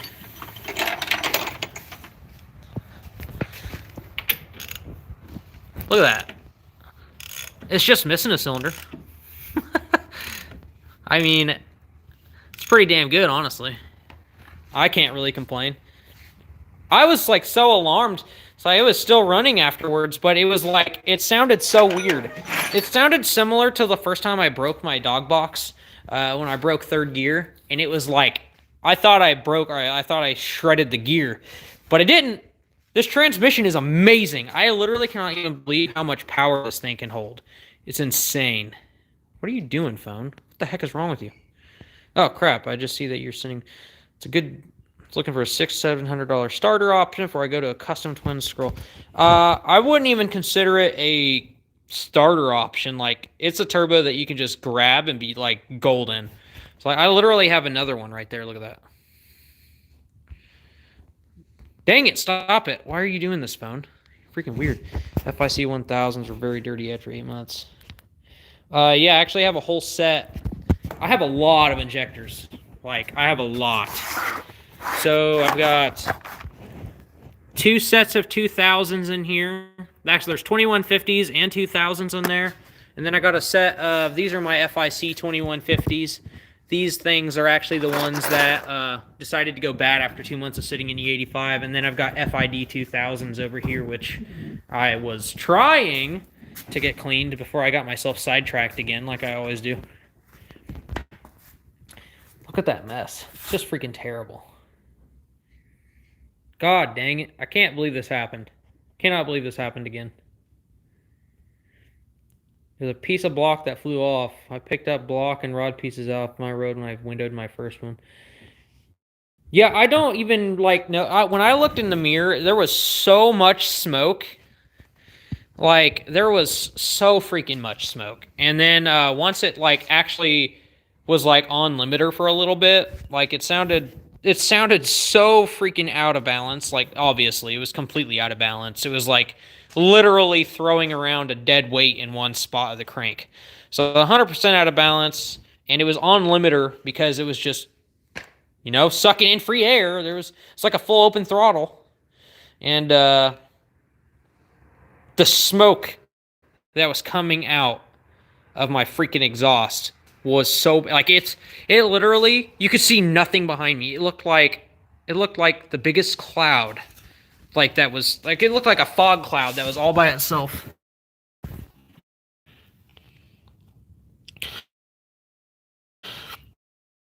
Yeah, look at all that oil. If you can even see it. There's so much oil under there. The whole bottom of the car is just disgusting. I'm gonna have to lay under there with brake clean for like 3 hours cleaning that. This is freaking so messed up. I need to go to, like, the store and buy some seafoam or something to clean these injectors, but I literally don't have any other way. Okay, I need to stop carrying this freaking phone around. Okay, well, whatever. I just unplug it. I don't have anything over here, I don't think. Don't have any brake clean. Everything's out, man. Why do I keep empty cans? Does anybody know if lubricant's okay on injectors? I mean, it's not E85 and it's not freaking multi-spray. Don't really know what I can do. I'm really going to get the injectors cleaned. I need to get the E85 out of it. I could use freaking PB blaster. I know I did that once and it worked out. Sorry, sir. I'm not going to sell my 2000s. Actually, I do have an ultrasonic cleaner. It's right here. My ultrasonic cleaner. This thing right here is amazing. Actually, if you look right here in the water, This water is, well, it's purple power, or super clean, but it's been dyed a different color. My throttle body used to be red, and I put it in the purple, or the super clean, for about 15 minutes in the ultrasonic cleaner, and it literally ate the anodized paint right off of the aluminum. It was crazy. I can't believe it worked. I was so excited. 91% isopropyl. Like isopropyl alcohol? So you like use isopropyl and water and then put the injectors like in that, or use that and then use like a... What I typically do is I'll fill my ultrasonic cleaner up with water, and then I'll put a cleaning agent or something like in a glass bowl, and then I will put the stuff in the glass bowl so I don't like waste it. Are you sure? You better be sure. I don't like the sound of water. 50-50? That sounds dangerous. Now we gotta think here. E85 has water in it, and that's why things rust. I mean, it's just alcohol. I'm totally kidding. It's just oxidizes really, really easy. I just freaking need this to be... I need these to be clean. I do not want these to go bad, because I don't think this car is gonna run for a little while.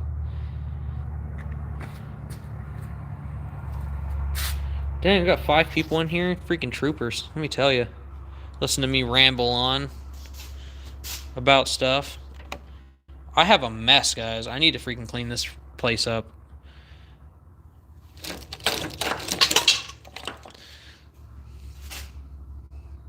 You don't leave them. Well, what are you supposed to do with them after? How do you, like, make it to where they're not full of water? You get them all clean and pretty, and then you take them out and there's water. There's water in it, man. And then when you let the water in there, then you know what happens when you put water on metal? It goes, and then it looks like I don't have any rusty stuff in here. Unless I take my quarter panel off. Then there's some rust.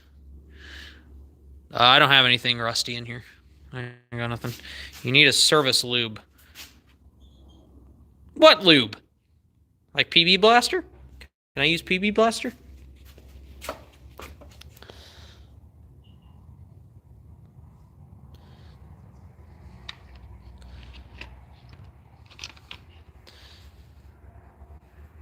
Compressor to blow them out backwards. So what do you mean, like I need to open the injector and then spray out the backside? I mean, I guess that makes sense.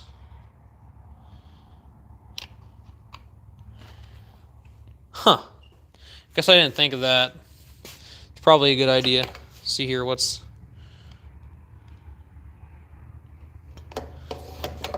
I could probably just sit here and open all these injectors and just spray stuff through them. There was a thing that I had before. I built this really weird contraption straw. I don't know where it's at now. But I built this contraption that I could, like, it had a nozzle on it for a brake clean can. And I could literally spray compressed brake clean through it and clean the injectors so I could see if the injectors were pulsing correctly. I have no idea where it went. It used to be in here at my old house, but I've since moved, so I don't know where anything is anymore. I'm probably gonna have to make another one.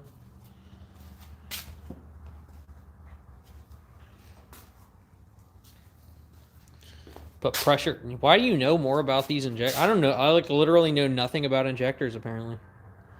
Besides the fact that they make my car go fast. 40 PSI will open the injector backwards. I suppose that makes sense. I guess it would act as a one-way check valve and went the other direction. I suppose nothing's meant to go through one way anyways.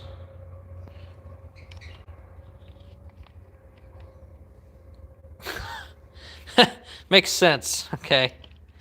Alright. That's pretty sweet.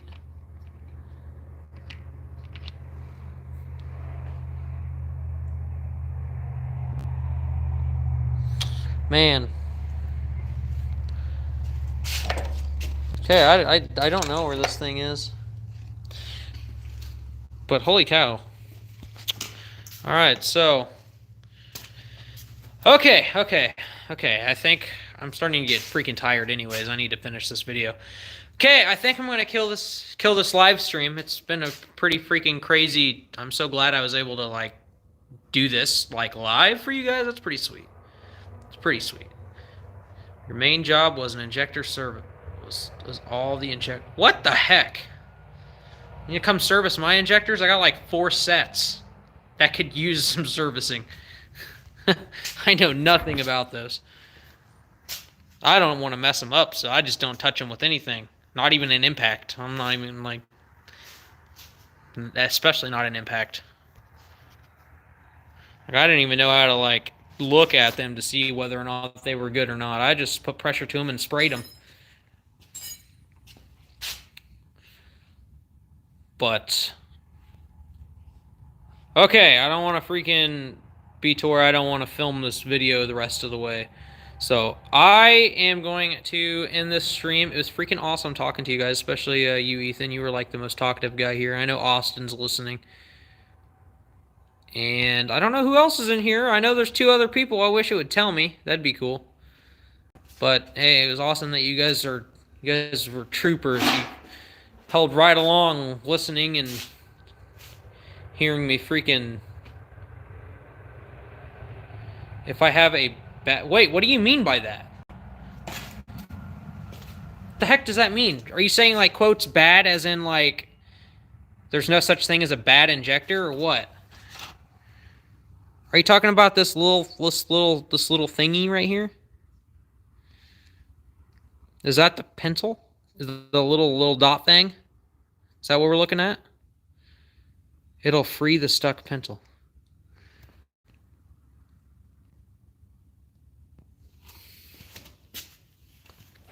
You messing with me right now? Hold up.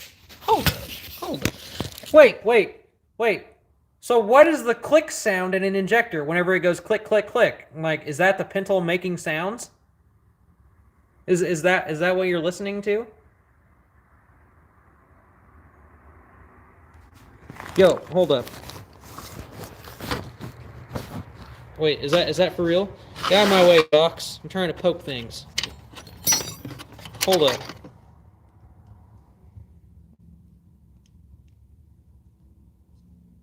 What if my pencil doesn't move? It doesn't go the other direction. Do I use a hammer? I don't think this is working. It'll move in very small. Oh, I put some boogie behind it. Hold on. Am I supposed to be able to feel this move? Listen, this is a live stream about me teaching people, and somebody's teaching me. I like this. I don't even know what I'm looking at.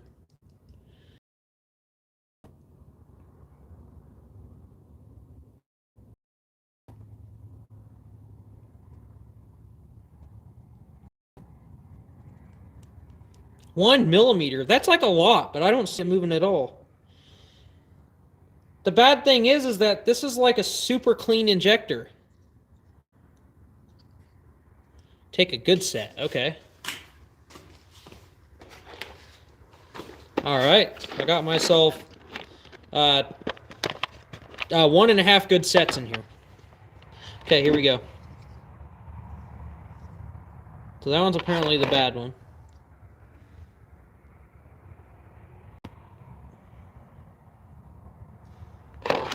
I don't see. I feel like I can see it move.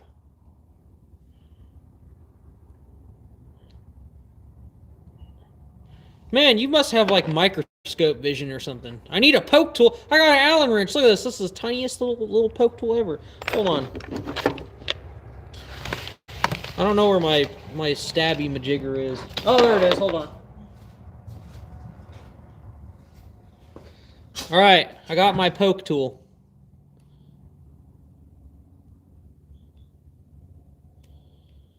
I am not seeing this.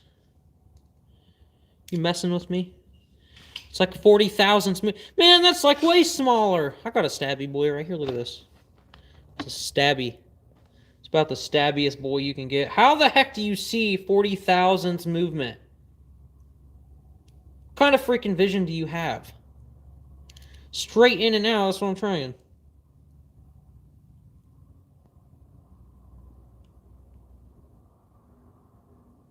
Bro, you got like that vision of like crack cocaine or like that movie Limitless.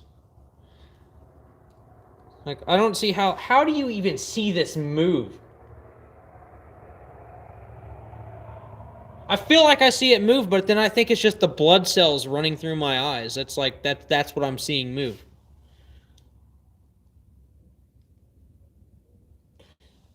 I swear I see it move, but then I just think that it's just me. I'm gonna grab one of my actual injectors. I swear to God, if this breaks it, I'm gonna be so mad. Hold on, I gotta dry out the nasty oil and stuff that was mixed in here. It is moving. How do you know it's moving? You are freaking... That's... You're messed up, man. I don't see how you can see that. I can't even see that. It is moving. Can't even tell.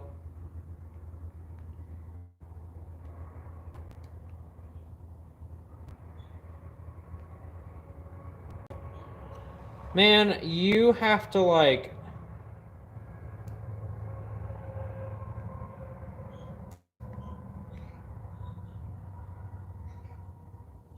I have no idea.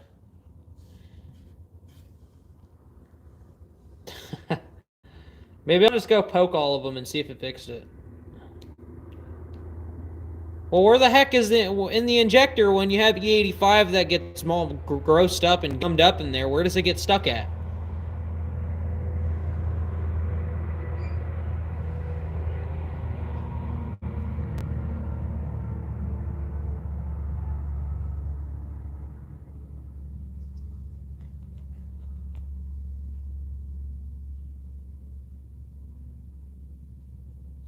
When you hear it pop and blow air out, that is the pintle moving. Alright.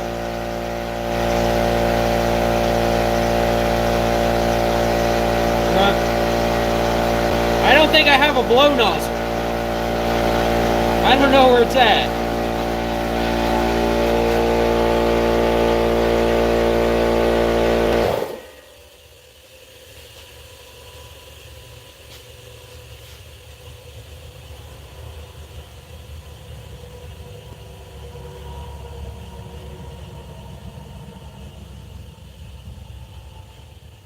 I don't know. I'll just go. Maybe I should just press all of my pintles and then maybe it'll fix it.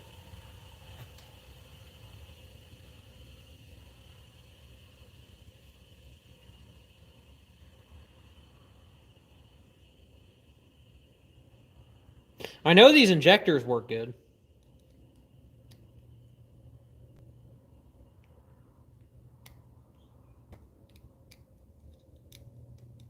Huh.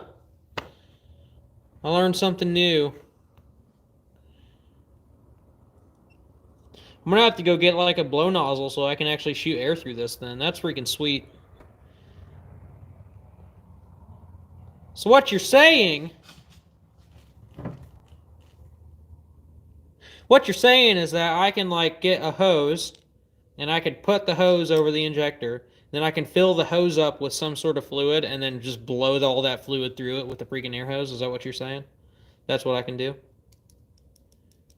Because that sounds like a fantastic... If that will fix all of my injectors, that's a lot of dollars. That's a lot of freaking dollars. Oh my God, you're a freaking genius. You're a freaking genius. I'm going to go to the store tomorrow once I go get my engine hoist and stuff because I'm going to go get another engine. And I'm going to go buy a freaking air nozzle thing. And we are going to fix some injectors. That's what's going to happen.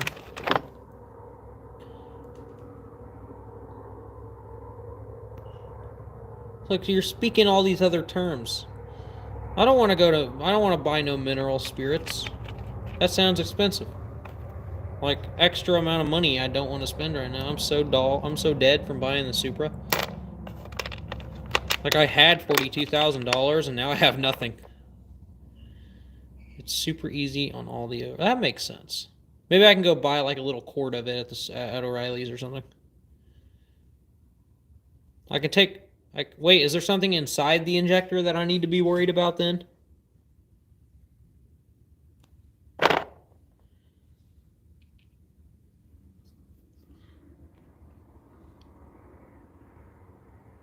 I feel like I'm talking to somebody on the phone, but then like they can only respond with messages. That's what I feel like right now. Oh my god, look at that. Wait. I need to make sure I don't get my injectors mixed up. So it's just the O-rings on the outside of the injectors that I need to worry about? Did you know that injectors stack up exactly perfect? They fit perfectly together. Look at this. It's like that time in high school when you're trying to stack all the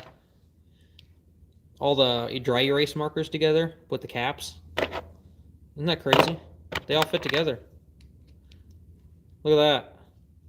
It's like a wand of injectors. Look at all these hundreds and hundreds of dollars of injectors. Listen. Don't worry. I will show everybody just how many injectors I have. Don't worry, we're not done yet. I'm gonna make a freaking London Bridge of injectors. I still have like 12 other injectors. Oh, I'm getting tired. I'm so sorry. I just got I was so interested by this for some reason. Now this right here, this is called the Injeti. These are the Injeti. How much oh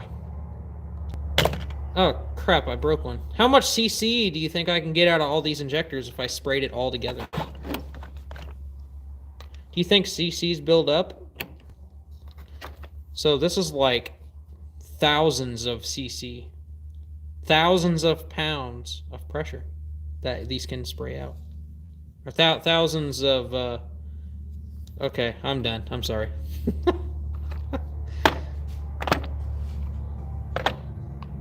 I can see you stopped trying to teach me because you were seeing how ridiculously stupid I was being. I'm sorry. I need to make, like, literally all of these are, like, the freaking same. Oh, no. I mixed them all up. I freaking don't know which ones are which now. That freaking sucks. 200 gallons. Oh, my God. Wouldn't that be insane? Wouldn't that be crazy to, like, experience that on, like, a top fuel dragster? Like, they can literally dump hundreds or, like, their 10-gallon fuel cell into their 3-second pass. Have you ever seen those clear carburetors that they have? And how much fuel they, like, straight dump in? They're, like, literally using gallon injectors. It's freaking insane. Like, they spray it for, like, literally the amount of time that they'd be running down the track, and it's freaking nuts. It is wild. Where's my shift knob? Where's my shift knob that I broke in half? My special gear cut shift knob that I can no longer use because it's freaking broken. Okay. All right, this is actually it. I'm cutting the stream because it's getting freaking, I'm tired and I got to finish this video real quick. So, I freaking appreciate everybody that stopped by. I think this video is probably just going to upload to YouTube maybe. I don't know how that works. I really don't know how the live stream stuff works. 550 pound. Wait, he has those in Leroy or does he have them in the Elko? I haven't even paid attention to that. I know he broke Leroy, so it's not at World Cup, I don't think.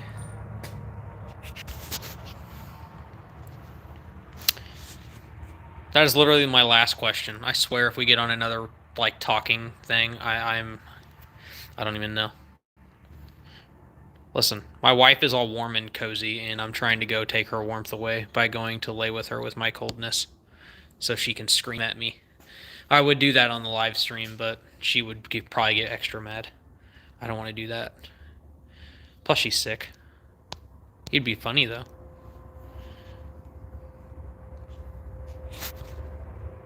Come on, chat. Stop playing with it. Yes, sir. Yeah. What? You've been here the whole freaking time. You've been here the whole time, so I had to pop up and say, yes, sir. Well, I appreciate you watching.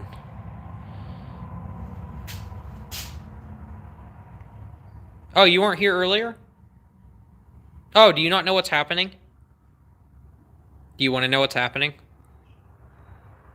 You could probably just watch the whole, like, I don't even know how long this stream is, but I will tell you. Here's what happened. So, Ricebox exploded. Here's the piston. Okay? Oh, you joined late. Oh, well, welcome. Welcome to Ricebox missing a whole cylinder. And I gotta put the piston back in here the way it was, so that way I can take a picture. But hopefully somebody, this is a long, yeah, you can watch an entire freaking me taking the engine apart because that's what happened. Get back in there. What are you doing? Get back in there. Oh, don't go all the way in there. I need you to be back up. Oh, come on. Oh, there we go. Wait. Oh, there it is. That's where it was. Perfect! Now I can take a picture and post it. And everyone's going to be like, oh my god, that guy is missing half a piston. Too much sauce as in I was making over 1,000 horsepower on the stock bottom in GE. Yeah, 100%. So 36 pounds of boost on my G42. I was making some sauce, yes.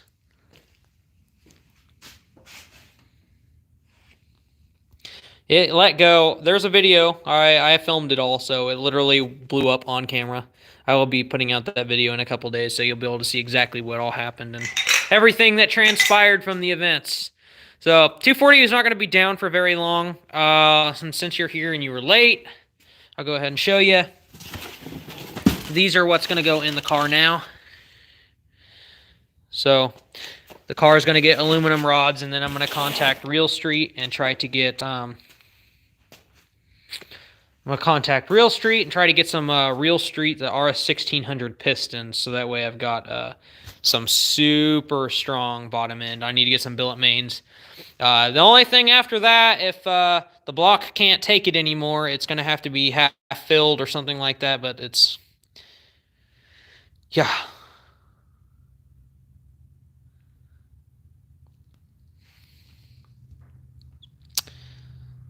This build is the car I built my car off of. Yeah, no, 100%. No, that's freaking awesome. I'm glad that my car is so inspiring to other people. Just don't go as far as I do with it. I literally push my stuff to the very edge, like to the very limit. So, like, everything I do to my cars is, like, I'm on the limiter all the time. I literally am pushing the boost as far as it can go. I mean, obviously, this turbo, I wasn't planning on ever turning this thing up, like, as high as it could go, just because it's a 1,400 horsepower turbo, and there's no way that it bottom end is going to freaking do anything.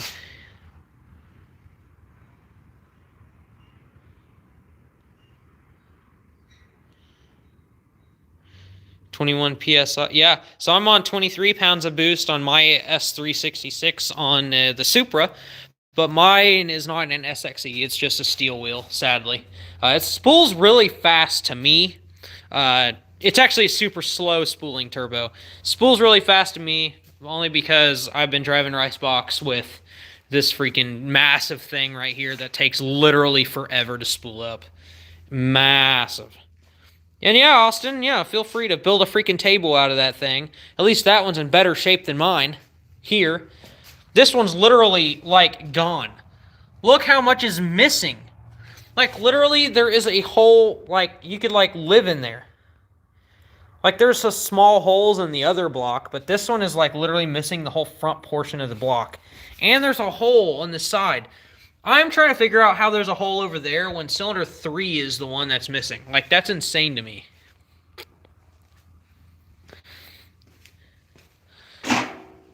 And it just blows my mind that, like, my engine mount is completely destroyed. Like, my rod decided to say, hey, rest in peace, buddy. Just completely obliterated my mount.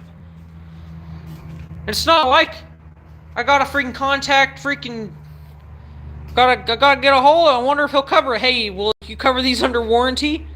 It got smoked by a rod.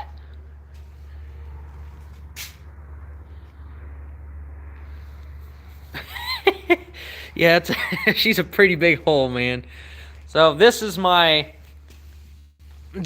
was on the ground. Like, I had to go on the highway and find it. This piece of my block was on the highway too. It was in the grass. It was in the grass. And this one actually was still in the block.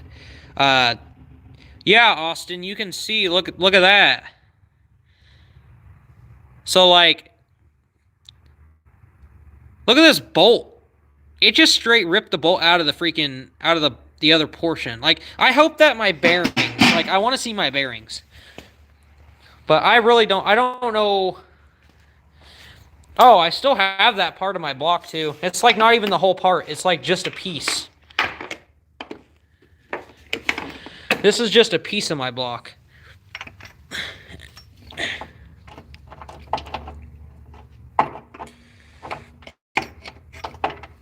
I think it just sits. Yeah, no, that's just a piece. So this piece just goes right there, and there's still like an entire massive hole right beside it. And this isn't no like baby chunk either. Like, this thing is massive. I'm gonna go, all the blocks are the same. So all the 2J blocks are the same. Yeah, I'm gonna do a GE block again. I'm going to get I'm gonna go pick up a vvti long block tomorrow. So I'll have an entire other vvti head, and then I'll have a vvti bottom end I can tear apart and use the crank, and then I will be getting pistons and billet mains. I'm gonna reuse my 625 head studs, and my cylinder heads survived, and so did my 276 cams. The only thing that happened to my cylinder head is the piston hit the valves, which very fortunate, because on the 1J head, if you guys, last year when it blew up, it freaking smoked the head, and there was a lot of freaking detonation in it because of stuff. Dang it. Stop it, phone. What are you doing? You're freaking crazy. But yeah, we're going to do another GE bottom end. It's a lot cheaper. I'm not trying to spend no GTE money. All those people who live and breathe GTE stuff, I'm not dealing with that. But no, this whole head survived. She's freaking good to go. I'm so glad. So very glad.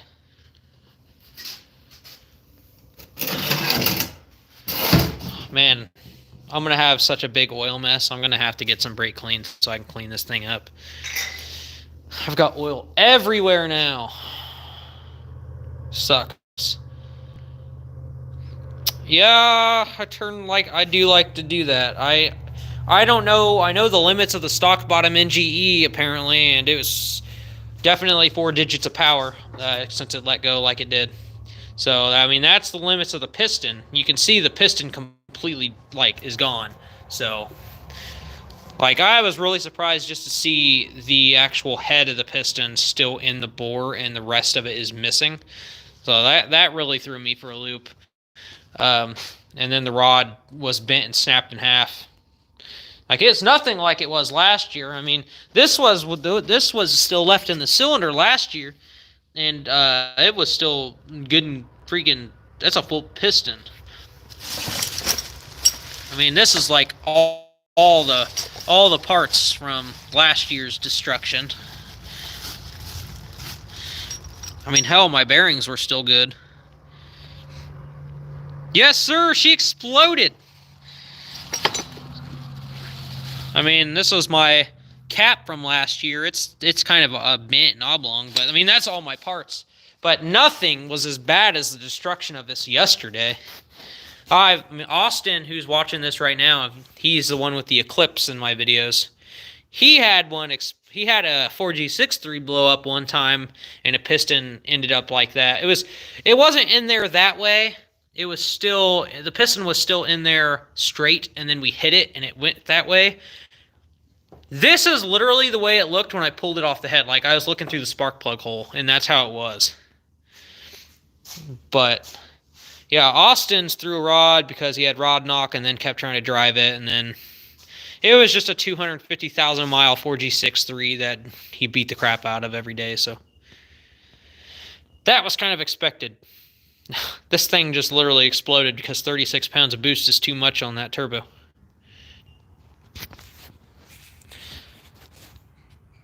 Retro head. Yes, she blew up, but don't leave me. I still got a Supra, okay? And this thing will be back quick. I know it took a really long time for me to get the car back and going this year, and that's literally only because I had to wait for this manifold to be made, and I had to wait for the tube front and all the custom works and everything, the cage and all that stuff for the car before I could get it home and get it fixed, like, and going. Otherwise, I would have been back going like 2 months before I started all the tube front and the cage and stuff. This will come back pretty quick. I just got to get some funds for billet mains and some pistons, and I'll be able to put my aluminum rods and stuff in a block, have it all put together, and we'll be good for lots of power. I mean, like 1,400 horsepower. Like, we're just gonna freaking go. Once I get the built engine in, we're gonna go to 45 pounds or something like that. 45 pounds of boost. We're gonna see what like 1,200, 1,300 horsepower is like. Hopefully everything is all in well. But holy crap, I freaking said I was going to go to bed like literally just a little bit ago, and then people are like joining in suddenly. Oh, dang, what'd you guys go? Like, you guys go to party or something and got home and was like, oh, Rabid Jay-Z is freaking alive right now for the first time ever. Stop in and see what that guy's doing. I need to unhook the battery. So this freaking Granis T56 in this car is constantly pulling voltage for some reason. There's like a special thing or whatever. Oh, you was out of meat? Damn, bro. I wish I could have, like, we don't really have meats up here. And if we do, like, I had to throw a meat the very last time. The one with the Supra and the 240. And I threw the meat and then was purposely late so that way I could show up in the Supra and be like, hello, everybody. Oh, okay, yeah, so you set the reminder and it didn't notify you. So earlier, my phone was literally about to die. Like, I was like 15 minutes into live, and I killed the stream and went and got a charger, and then I started a different stream up, so that's what happened there. Oh yeah, I forgot about that. I saw that 7-Eleven thing. They sent out the meats to everybody saying, "Hey, there's cars and stuff showing up to our stores. Just let them do it." And they were like super supportive about it. That's like so awesome. I think the nearest 7-Eleven here is in like Illinois, and like I'm in Iowa, so it's like, I don't know, 4 hours away or something like that. So that's unfortunate. That'd have been cool. I totally would have went out of my way to take the Supra out. But it's freaking awesome that for the first time doing a live stream, I'm getting a lot. I mean, I think there's a lot of you guys that are like would just join and then leave, and then like everybody's different. So like all the viewers are like popping in differently. So there should probably be like a pretty big view rate for a lot of the people that are joining. That's pretty awesome. That'll be pretty cool to see once the stream's over, to see how many people actually stopped in and viewed. Hello, I got got a couple of new people in here. Probably not new to the channel, but hey, who are you? What's up? If you guys want to see what's super awesome about today, I'll let you know. Just you guys got to tell me hello, and I'll show you something super cool. Everybody else in here already knows.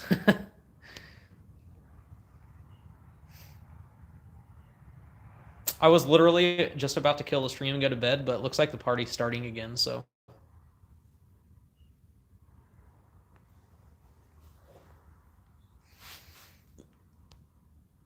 Get those thumbs a typing, guys. I mean, unless you guys are like driving or something, then use voice. Then just text and drive. It's fine.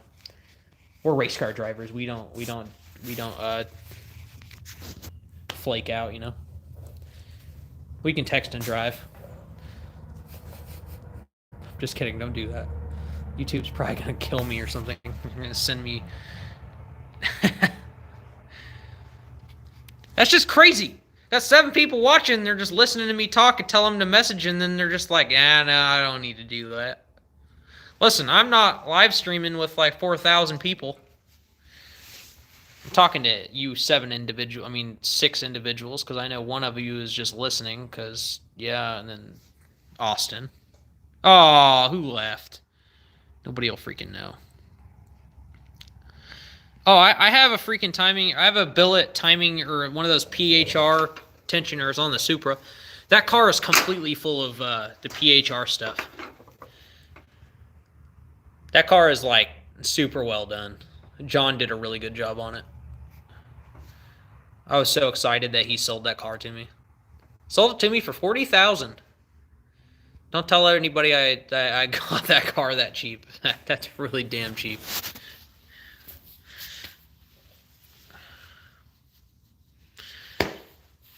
Oh my gosh.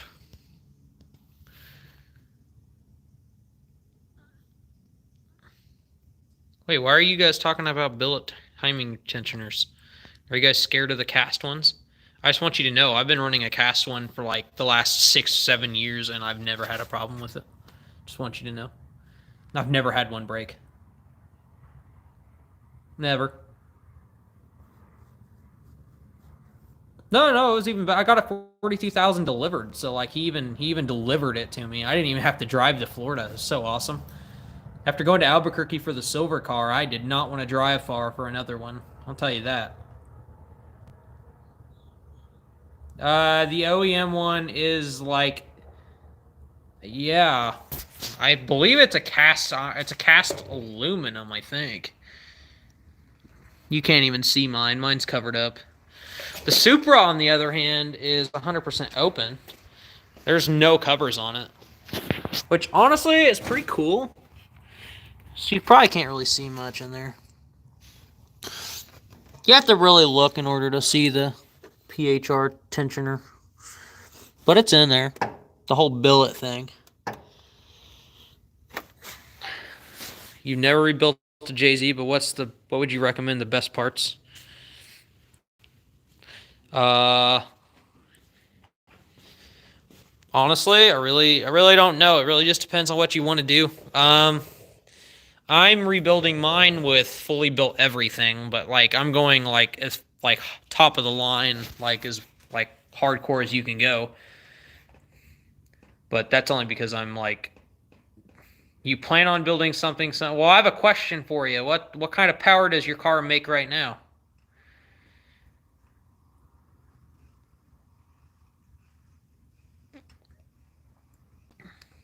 I'm trying to build something similar to this car.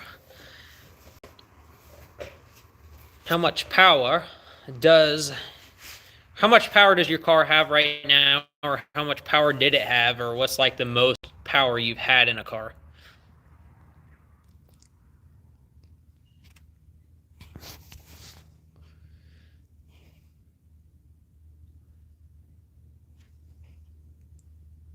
Your BC. You have a vvti?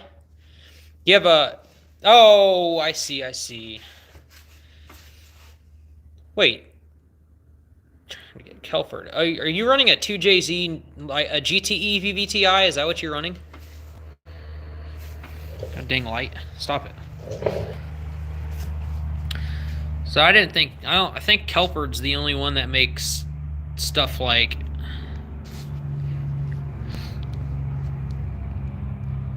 a street. Well, your BC cams, are they? But Retrohead, what's your car? Oh, GE VVTi. So the noise is not the cams. It's actually your VVTi gear. And what ECU? You have the ECU master. You need to make sure that, do you have the flyback diode wired in properly to your VVTi connector? If that's not wired in properly, then your VVTi will not function right, and you won't be able to adjust the VVTi to function correctly. I have BC276s, and I've completely, I have completely got rid of the sound. Oh, have you had a car that made a lot of power?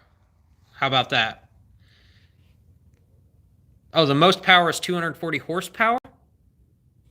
Or like, have you ever had a car that made like a lot of power? It's an adapter harness. Oh, like, so plug and play. So you're using a plug and play adapter to your stock harness? Is that what you're doing?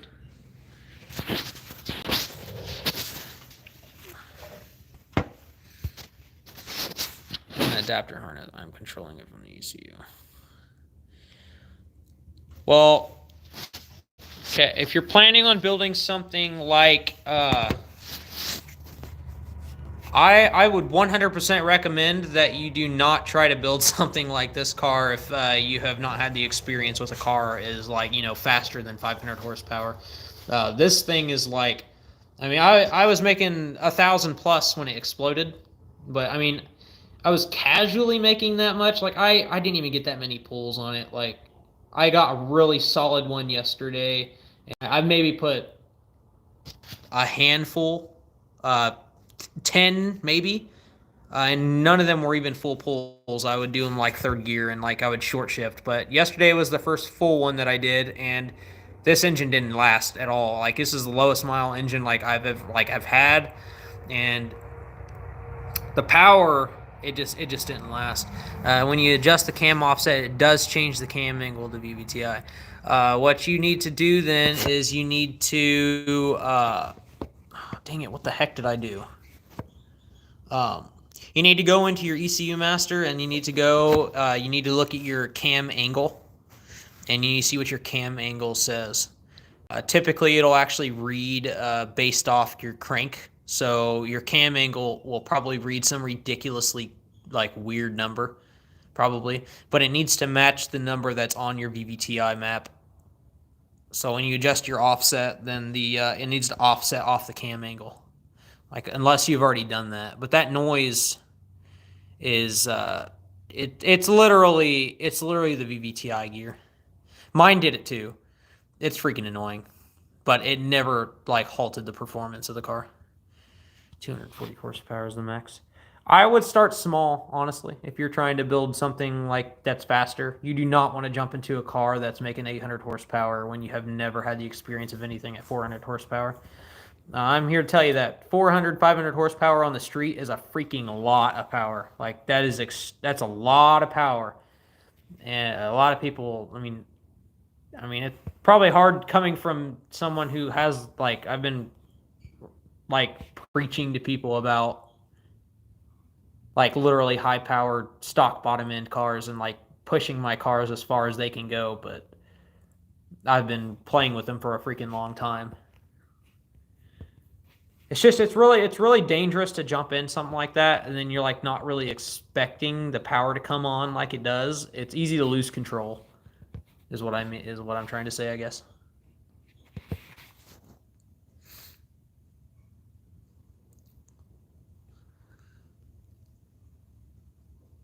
But a great turbo to start out with. Grab yourself a Pulsar, like a GTX series. You start out with some small boost and casually turn it up over the months. You know, you'll end up gaining some great seat time. Yeah, it's pretty annoying, but you get used to it. I wouldn't get rid of them for Kelfords just over that, though. I mean, I made 850 with mine. They've always made noise, unfortunately, but my 276s don't make any noise, so that's pretty good. 21 psi, and it's enough to get around Mustangs and 392s. Saying it's enough to get around them, or it's enough to straight gap them? God, I hope you mean gap them. I hope you're not just like casually, like slowly walking them. 21 psi on an SXE. You should like straight be freaking Gapplebees, man. That should be like bus links. Like unless you're like slow shifting or something.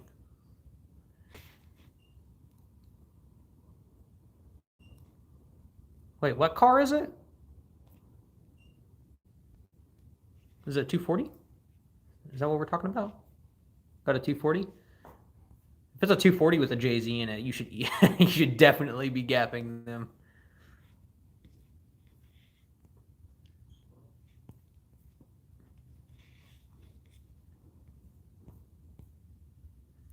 Oh, straight.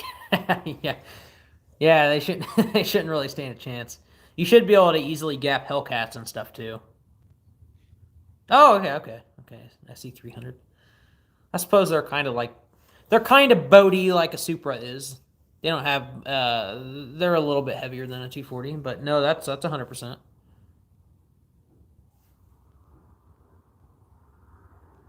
Right, you have a CD09. You should convert to a T56 like ASAP. My Grand C56 in the Supra is freaking amazing.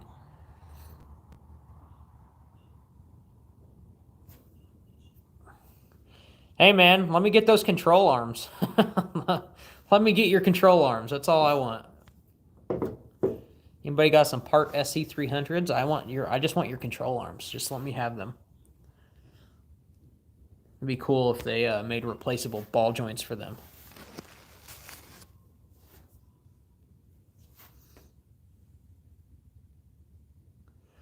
Yeah, I feel that.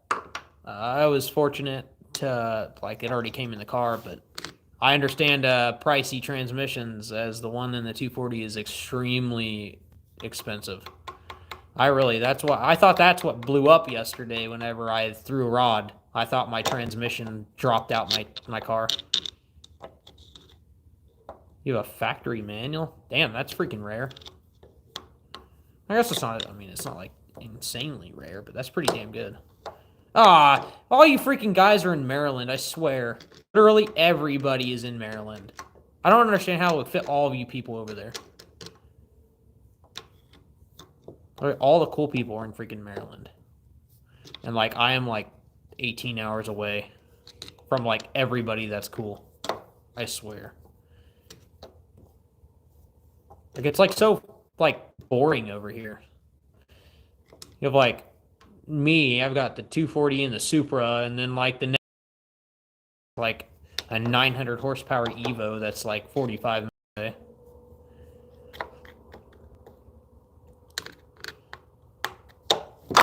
Sucks. I want to be able to go to a big city and just pull up downtown and freaking... Junkyard wars here for JZ. Yeah, the freaking prices of JZs are freaking nuts. I don't understand why people are... Yeah. Oh, you need to... Like, any JZs, man, any of them. You need to just take them all. Like, it's freaking, like... No, the stock ones, those are the ones you want. You don't want no freaking GTE engines. Those freaking things are... I'll gap. Like, somebody can make the same exact power and, like, they're the same boost and everything on their GTE, and I would straight gap them with my freaking GE.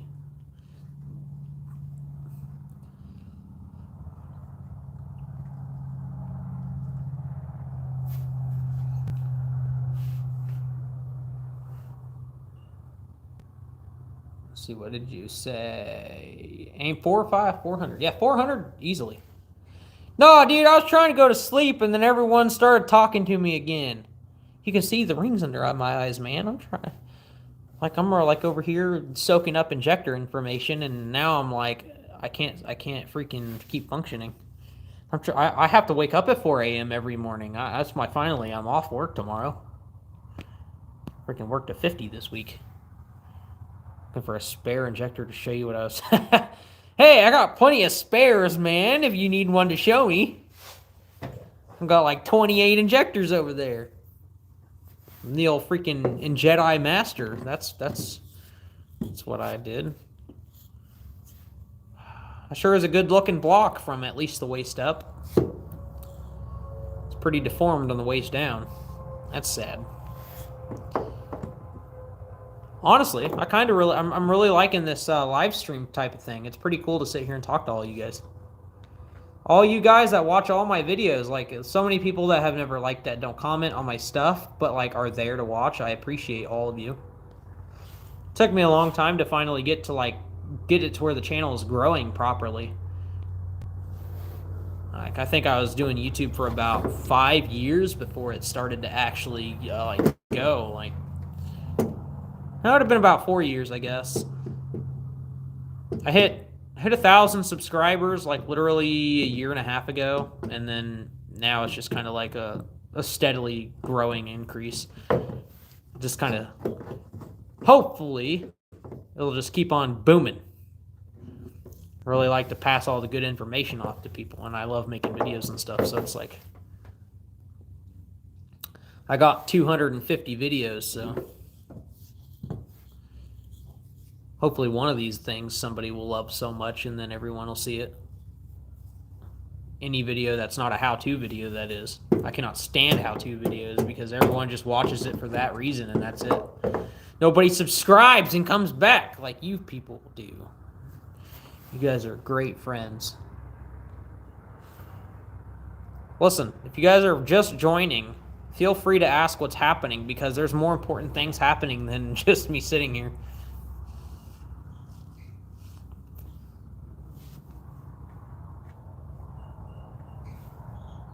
Oh my god, you found them. Joke's on you. You can't post pictures in the freaking community chat. Sorry. Sorry for your luck. Yo, what are these filters? Hold up. Oh! Dude, circa 2003, but in HD. Woo.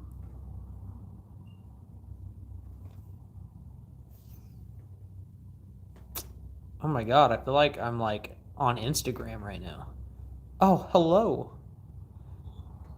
That's kind of what it was like yesterday, except in smoke form. Yeah, I don't know about these filters. I don't know why anybody would want to use that. Let's go back to normal. There we go. It's a lot better. Oh, get off my screen. Why are you still here? Yep, I try to make the videos to where I actually do a lot of my videos. I sneak stuff in so that way when people are actually watching and they come back to watch because they want to watch, they can learn some stuff because like I really do not like making how-to videos. Like, so I made the how to bleed your clutch by yourself video. I made that thing like literally 2.5 years ago. And for some reason, like halfway through last year, it decided it just wanted to explode. It's got like 130,000 views or something like that. And like everyone and their grandma comments on it. I mean, it's like some people have criticism about it, which is like, you're clearly doing it wrong if you have criticism because it literally works for everything. And then there's a lot of people that are like, thank you for helping me. And then I never see them again. So I'd rather have 100 videos with 400 views, but all those views are from the same people than to have 130,000 views freaking of a bunch of different people that'll never see my videos again. Oh, bro, let me tell you something. I hate those freaking videos. They suck so bad because I freaking start trying to talk and like talking to the camera for 40 freaking minutes about tuning. I start to lose my freaking train of thought, so then I start pausing and stuff, and then I got to go back and watch 40 minutes of footage to edit 40 minutes of footage down to like 25 minutes. Holy freaking crap, man. That sucks so bad. I hate that. So now I'm over here trying to figure out, I don't even really want to do this part 2, but I know everybody wants to see the part 2. But like, I was doing it on the Supra, and now the Supra is gone. I got the other Supra. I can do it on ECU Master Black because it's basically all the same thing. It's just it's just hard to teach people who don't know how to tune, and then just tried it and learn. Like, it's hard to, like, it's easy for me to say, oh yeah, it's like the same thing, but just like a little bit different, because I know what I'm looking at. It's hard to teach people who don't know what they're looking at, like saying, oh hey, just go here and here and here, and it works the same. It's just a little different. You can't really just teach people that stuff. So now I got to do it on the 240. I mean, I guess I could try to do it on the Supra, and then like try to like discuss it more clear to people. But like the 240's blown the hell up now, so I can't freaking do it on it. Plus that thing, I would like have to scream at the camera in order to say, hey, here's how we're gonna drivability tune this. Yeah, but Austin, the difference between that though is that when I tune your car, it's going to be a little bit. It's not going to be the same, because people are going to watch my video. They're going to watch it because it's like. Oh, so the basic idea of tuning is literally you get your base timing set properly with your timing light. Once you got that, you're pretty much freaking set. Like, you got to make sure your timing is 100% correct. So you set your base timing with your harmonic balancer, and then you check your ignition timing. You got to make sure those are, like, proper. It's not the mechanical timing. Obviously, those got to be correct, too. Even if it's off a tooth, you can always adjust, like, with the vvti or something like that. You can't really, if it's a non-vvti, you can't really adjust that. But mechanical timing has to be 100%. And then your ignition timing has to be set properly for the car to have proper ignition, your ignition cycle. And then literally your map has to be, you get your idle set good, and then you get your rev set good. So like you just adjust your numbers for your wideband, your air-fuel ratio to read properly. And then like as you rev your engine, like lightly rev it, it should freely rev, like smooth, and like want to just rev. Like you shouldn't have to fight it. Like it shouldn't want to fight itself. Like you shouldn't have to like floor the hell out of it for it to like free rev with no load. So you just have to tune that. Once you tune that, it'll literally start driving. Like once you tune that area, like the rev and everything, it'll start driving. And then once you get your cruise set, like you get your drivability set, you adjust your numbers while you're driving. It won't even be that much adjustment. You'll adjust it. And, you'll work your way up the map. Like, I guess it'd be the other direction. I'm doing my front-facing camera, but you'll work your way up the map. Well, I guess it's like this. Is it showing you that way? I don't know. Yeah, you just work your way up the map, from, like, base idle, full boost, load but boost, and then, like, no load, no boost. It's going to be a idle air control valve. I don't even run that on my stuff. What you need to do is... Oh, I guess I misread your comment. Only thing is no idle air control valve startup. Literally, if I try to start the Supra. Actually, here, I'll go start the Supra for you. I'll show you exactly what happens. Because the Supra doesn't have idle air control either. So it just literally, right now it's like 40 degrees outside. And the Supra needs help. Like every car with no idle air control valve needs help. Because it's like in its warm-up process, and it's got the cranking fuel and everything else, and the warm-up enrichment, and it's just trying to do all these things before it gets completely warmed up. So if I try to start the Supra, it'll start and die, start and die, start and die, until finally it gets a little bit of heat.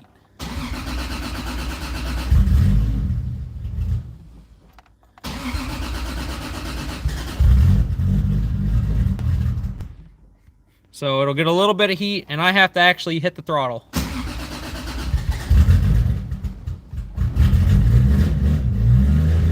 And then now it'll be good.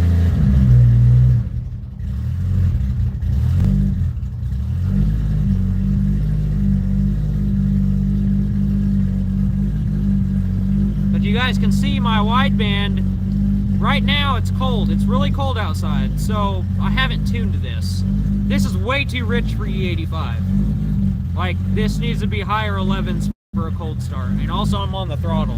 So when I get off the throttle, that's a little better. It still needs to be leaner though. But, I mean, plus these are my 272s, so, I mean, it doesn't help that there's no idle air control.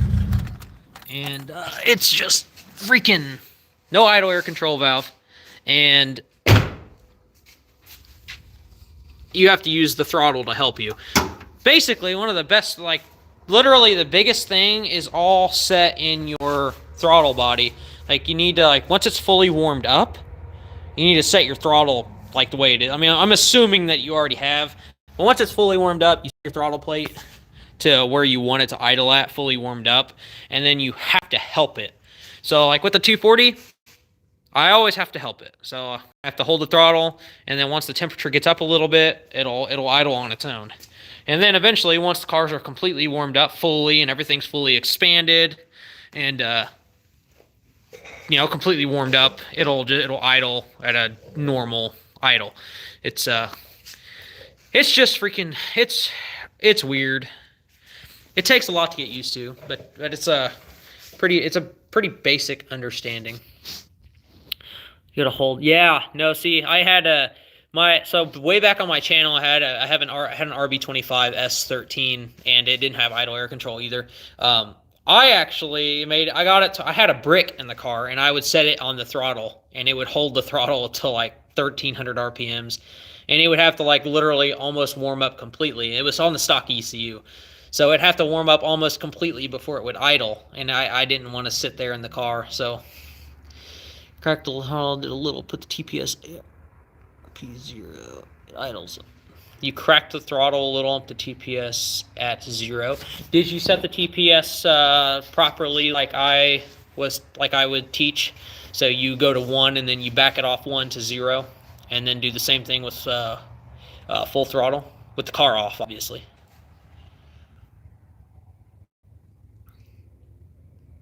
Hello, oh my, I'm so tired. I'm sorry, Jehovah's Soldier. There we go. How's it going? Welcome to the live stream, that my first ever live stream that's literally going on for like, what did I start this at 7? 3.5 hours? Oh my lord. Yeah, you did that on your video with the lunge. You did it for your boy. That's what I thought. Oh, are you talking about the Cressida video? Damn, that's freaking long ago. No, yeah. My Instagram? That's the Rabid Jay-Z. Apparently, Rabid Jay-Z was taken. I don't know who decided to steal that from me, but I don't appreciate it. So, the Rabid Jay-Z is my Instagram name.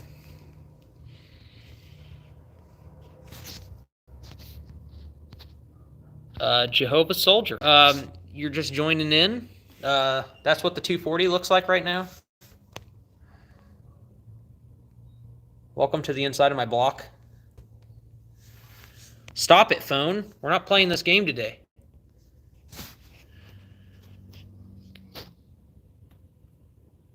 Your channel's better than all the TJ. I try to keep it different. A lot of those guys are, I mean, I can understand, like, they get to where they're just, like, crazy big and they can do all these things and stuff. I mean, I try to keep it, like, real, I guess. I can't just go out places and go hang out with 100 different people.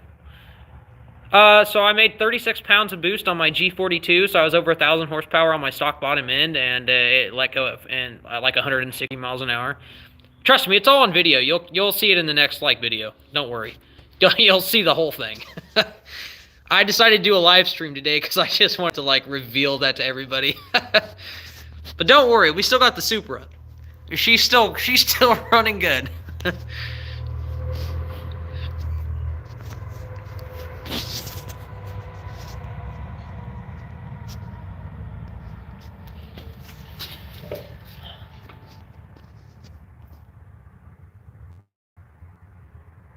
Yeah, no, see, the G42 is a pretty big boy. Here, let me just show you a comparison here.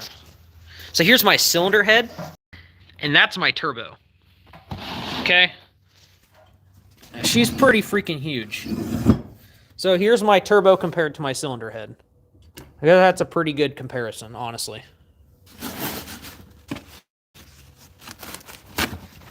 Oh my lord. I didn't think about how much oil and stuff was going to be on everything. Let's see here. Here's a can of brake clean next to my turbo. So yeah, that's. I have another one over there. Look at that. So yeah. Let's see here. What else does people typically like know the size of? Here's an ignition coil box, or this is the igniter box from a 1JZ. I could like basically get sucked into that thing. He was gonna go G42. Oh, dude, go G42, man. Go G40. Oh, I guess it really just depends on what you're doing. What are you building?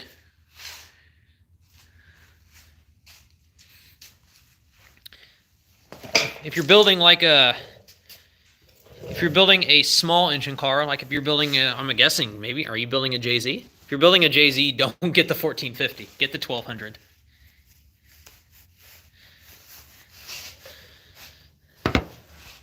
I will have to watch it after the stream. It'll kill the stream if I leave. Single turbo. Oh, don't get a 1450. Get a 1200. I was literally going to get the G42 1200, but I literally couldn't because Pulsar did not have that turbo whenever I bought mine. And then they literally released it like a month after I bought mine. I was pretty upset.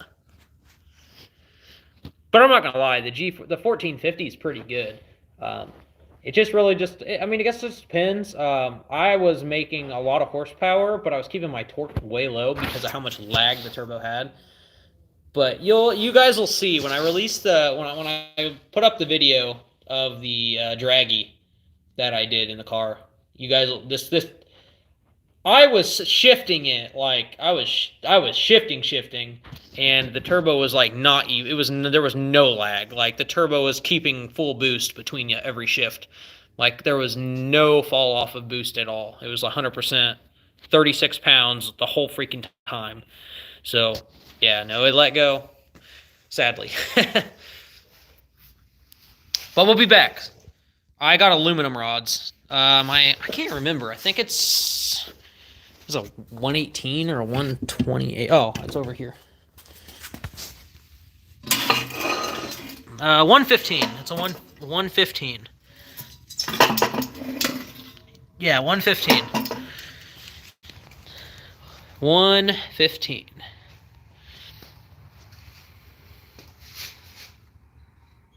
Oh, there you go.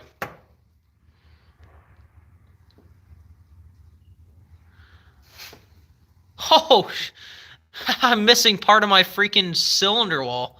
It's completely gone down there. That's funny. That's unfortunate. I'm just glad the cylinder head and the turbo made it out alive. I really thought that I was going to lose those things. Those are like the worst thing. I did not want to have to redo all my freaking shimless buckets. I hated that job so much.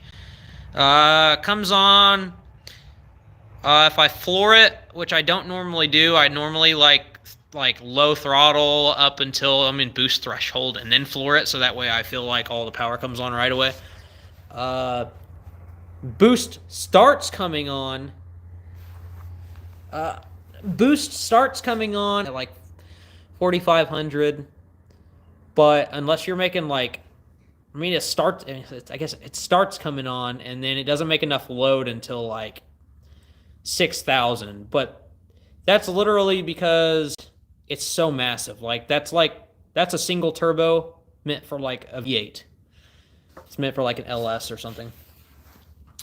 But once you're in the power, you're staying in the power if you can shift fast enough.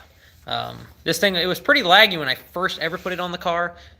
And then I was like really low boost. It was like, what, 11 pounds boost? It was so laggy back, like when it first started running. It was because I wasn't making enough heat. So like, the more boost you have, the faster it's going to spool, because the more heat is being produced to spool it. Is typically how that works. So if you make 40 pounds of boost, that thing's going to spool fast as hell. Looking at Pulsar turbos now, it just really depends. What's your power range? What do you want? They're They're freaking super damn fast. I'm running a T4. T4 open. T6 is just way... There is no reason to run a T6 on a JZ. That's like way too much. There's no reason to have it breathe that much. Same with the VR4. I mean, the 6G7 doesn't need the T6 to breathe like that. Assuming you're still, what is a 3-liter? 1K on the max, 6,800 regular. Get a G35 1050.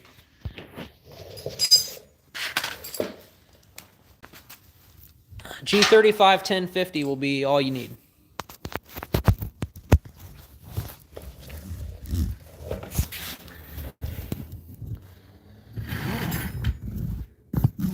So not too laggy, but needs to be big.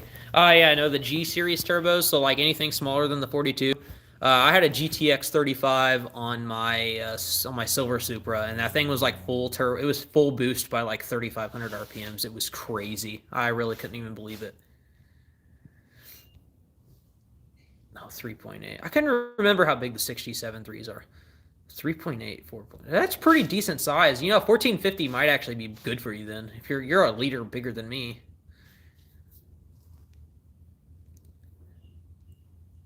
No, see, a lot of people run T6 on their LSs and stuff. So, like, if you got, like, a giant cubic inch engine, so, like, if you're running, like, a 427 and you're running a single turbo, people run T6s on those because it's a massive freaking amount of exhaust that needs to be pushed out.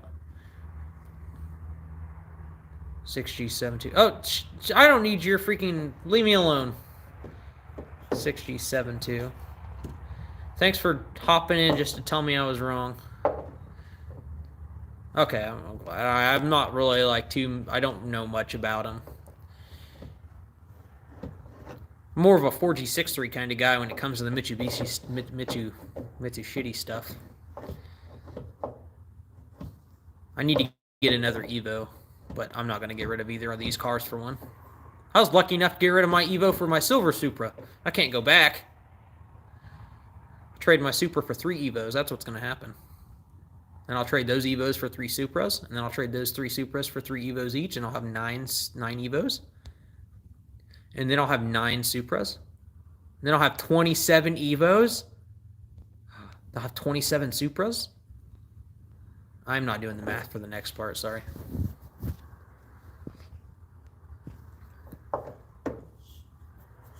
That's a lot of Supras. It's a lot of Evos, man. 27 Evos. That'd be crazy. It'd be nuts. Can you imagine starting all of them at the same time?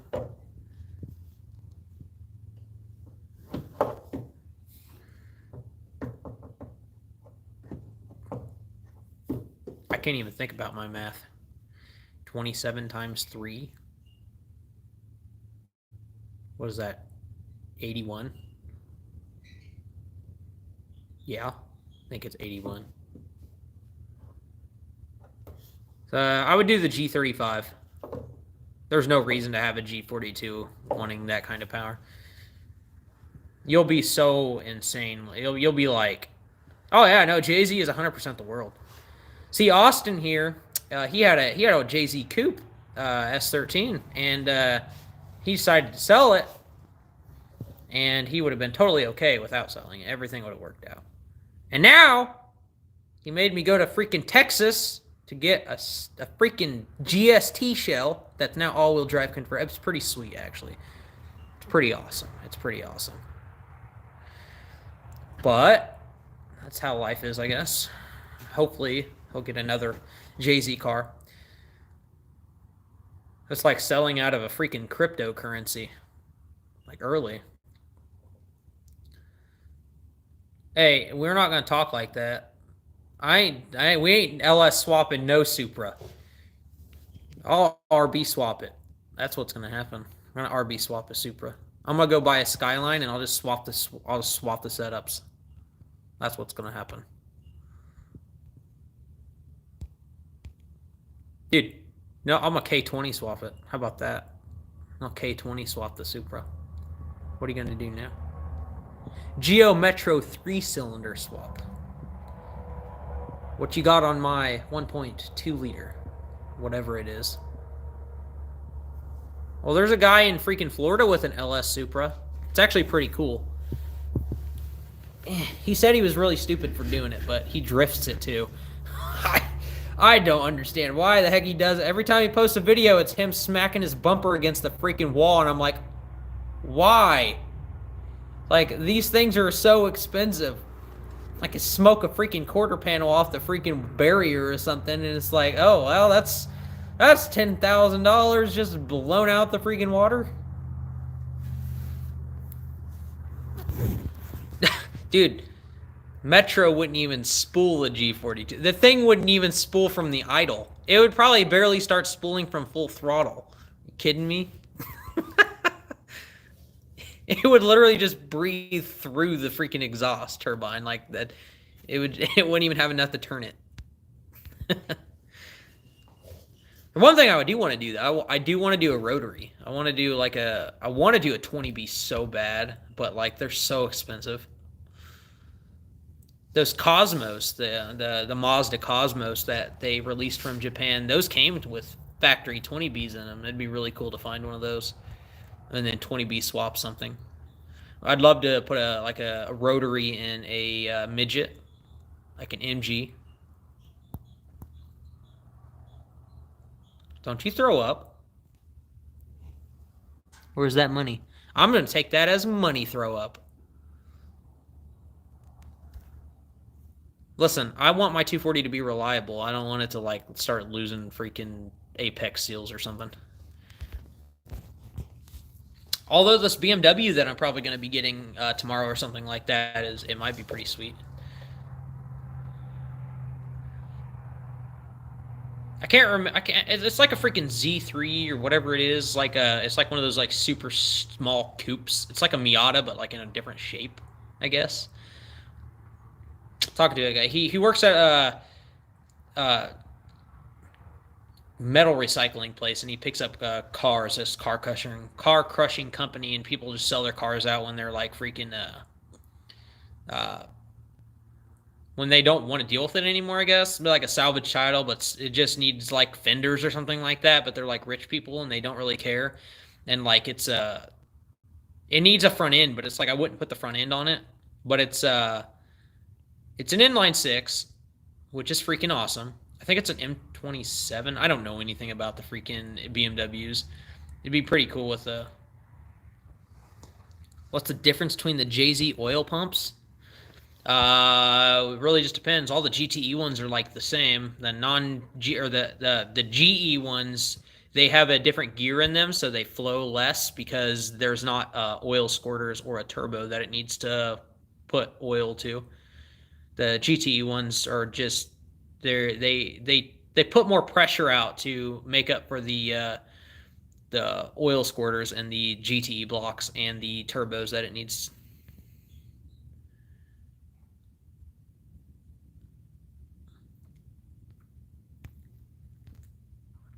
But the BMW, it'd be pretty cool. It's like a salvage title car. I could like go slide around and hit things with and really wouldn't care. Like seeing that rice box is down, it'd be something I could go play around and like, dude, like I got an area in my yard over here that's like we don't mow and it just like grows hay. So when it all dies, it'd be cool to go drive around over there or something. What's the S300 series turbo? Yeah. The S300 is basically exactly that. So it's the all the turbos that are like the S366. All those, the 366, the 372, 379. But the number after the word, like, so the number after the 3, so like the 66, 72, and 79, those are the millimeter. So like an S379 is a 79 millimeter. S366 is 66 millimeter.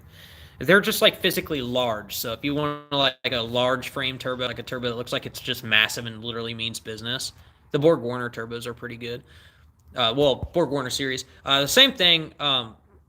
The Pulsar turbo, they're all the same. So like the Pulsar turbos, I'd much rather prefer to have those. They do offer T4 twin scroll, I'm pretty sure, in the G series turbos. But they spool so damn fast, you really don't need a twin scroll. Like, even if you have a twin scroll manifold, just throw freaking open housing on there and it's going to spool like crazy. Like, I had an open scroll GTX 35 84 RS. It was a dual ball bearing on my Silver Supra, and that thing was like, it was full spool at like 3,500 RPMs. I was mind blown. It was making like 15 pounds of boost. But like I said earlier, the more boost you make, the faster it spools. Like if you're making like 30 pounds of boost, like that's crazy. That's a lot of torque. That's a scary amount of torque actually. Oh yeah, Pulsar offers a lot of freaking turbos. Like they offer a lot of different like a lot of different styles. So like they've got they are basically based off of they're based off of their Garrett type turbo, but then they've also done Borgs, and yeah, everything that they have is ball bearing, and they're really freaking good. Yeah, you can use a divided turbo with an open manifold, and you said that you were looking for a twin scroll. The twin scroll is really only useful when you have a twin scroll manifold. So if you have a manifold where you have two wastegates, the two wastegates are only there. You have two wastegates because one wastegate is for one half of the cylinders and the other wastegate's for the other half, and it's split. So when it's split like that, each section goes through the scroll, like one scroll of the turbo. So like if I have a twin scroll manifold, like I had a twin scroll manifold for this before that I sold. Was that you saying you can use a divided turbo? Yeah, you can use a divided turbo with full open, and you have a twin scroll mani. So I mean, it doesn't really matter. It'll still work with an open. It's all going to the same place. The only difference is like you're gonna have a benefit of a smaller, like you'll be able to spool like a hair bit small or faster, but you're not gonna even notice it. Like those turbos spool so freaking fast, you won't notice it at all. It's gonna be such a negligible difference. It's not even like really worth like focusing on a turbo with a twin scroll.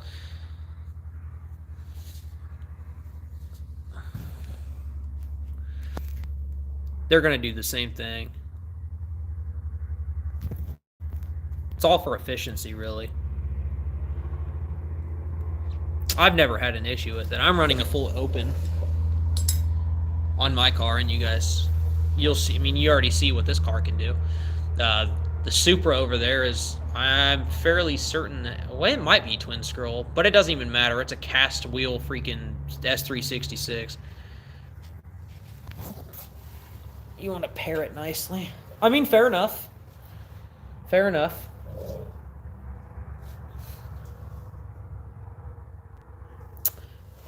No, that's that's fair enough. No, just grab yourself a Pulsar though, like 100%. If you want something that's really, really, really good for like cheap. And don't listen to anybody that says, "Oh, Chinese garbage." Like I have literally had like literally Levi's running a Pulsar turbo on his Cummins. Like he's got a freaking like a GTX. I can't even remember what it is. A GTX 35. Like it's a 82.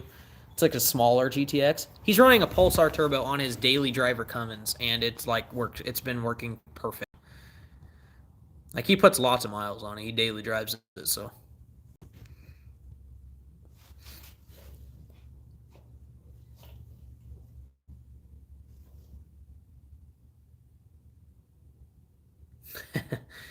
Yeah, some of them are hit and miss though. I mean, it's the real Ching-a-Chong ones, the ones that are like $100 on eBay. But these are like Pulsar has their own website and they're offering turbos for like that much. Also, they've got like some light speed shipping because you buy something and you'll have it at your doorstep in like 3 days from literally China. Like I have no idea what kind of like teleportation like shipping they have, but like it's insane. Like it's fast. They'd say like, "Congratulations, your item's been shipped," and it would say already departed freaking China. It's already in the freaking like the damn the border of New York or wherever it is that comes in, because it's got to go through freaking what's it called? $100 Amazon one. But you're using $100 Amazon turbo? I mean, I suppose. As long as they're balanced good, it's not going to be like that big of a deal.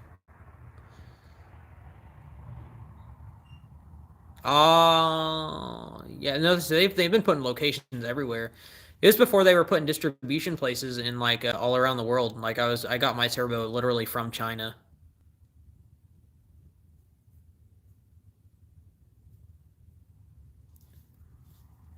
That's a cheap way to freaking use the system. That's terrible. Keep it up, freaking Jeff Bezos is gonna get you. He's gonna send you to the outer space.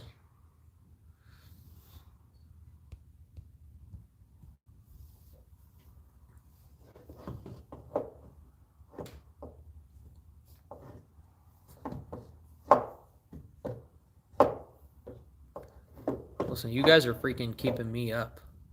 We're gonna end up in the time frame where like the England people are gonna start waking up and pouring in here.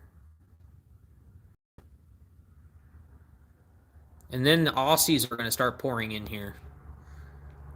Then soon I'm gonna look like a raccoon and they're gonna be like asking me questions. Y'all are crazy. Jeff is too rich to care. He doesn't even have that much money. Those are just stocks.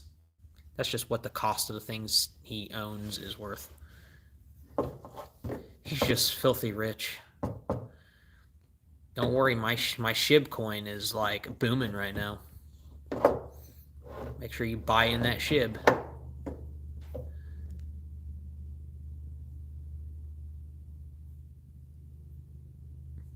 You'd feel really dumb putting $1,000. Oh, putting $1,000 in SHIB?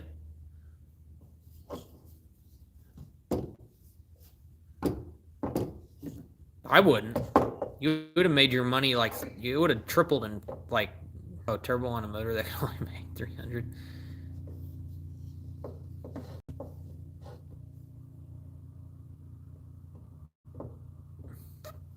Dude, SHIB's booming. I put money in there and I tripled the amount of money that I made. It's pretty awesome. It's still in there right now. You have a Pulsar turbo? Hell yeah, let's go. Oh, you are? I was like kind of impulse bought in, so I only put like $200 in. I was just like, whatever, I'll see what happens. I don't really care about $200. And then it like tripled in value. So I was like, okay, I'll just keep it in here, I guess. It's been a roller coaster ride ever since, though. Like literally yesterday, it was like back down to like about as much as what I put in, and then like now it was like doubled again today. Just waiting for it to go on Robinhood, because once it goes on Robinhood, then Robinhood's gonna like everyone's gonna get like crazy. People are gonna start buying into that. Oh, it's never too late, man. It's not done yet.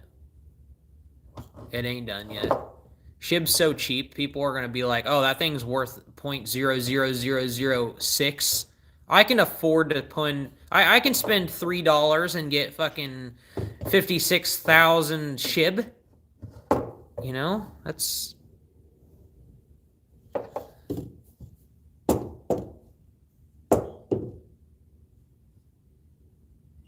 It's never too late, man. It's never too late.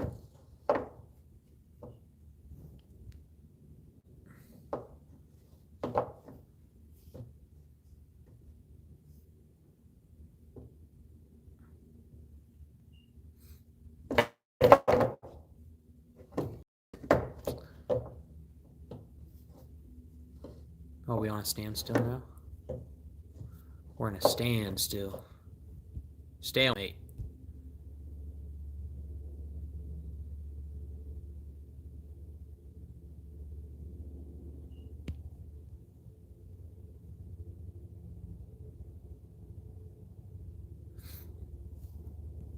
But oh, you bought like at its highest?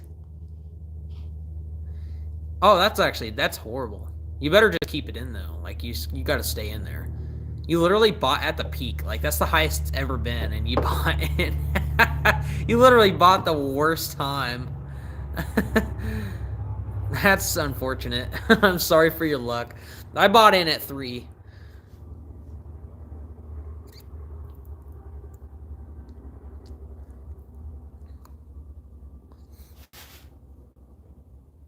Some people were buying in when it was like single digit, like before it was like when it was like an extra 0.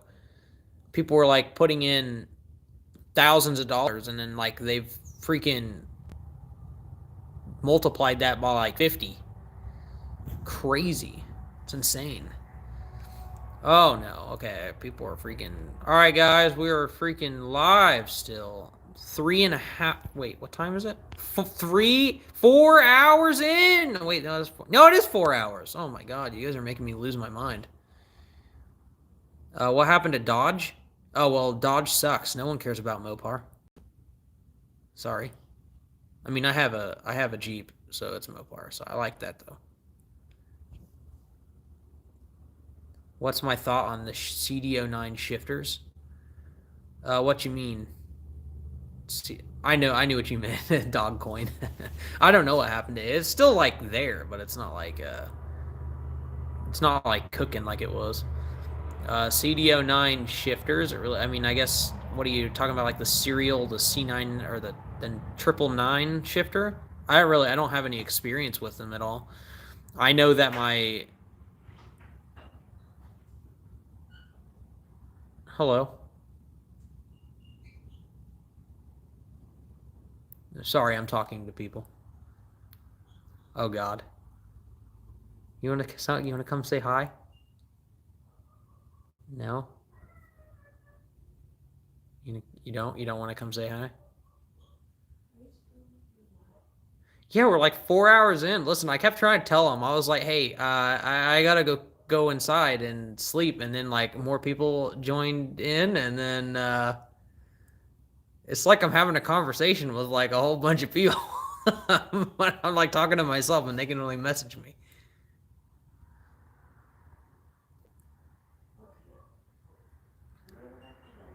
I'm trying to get off here.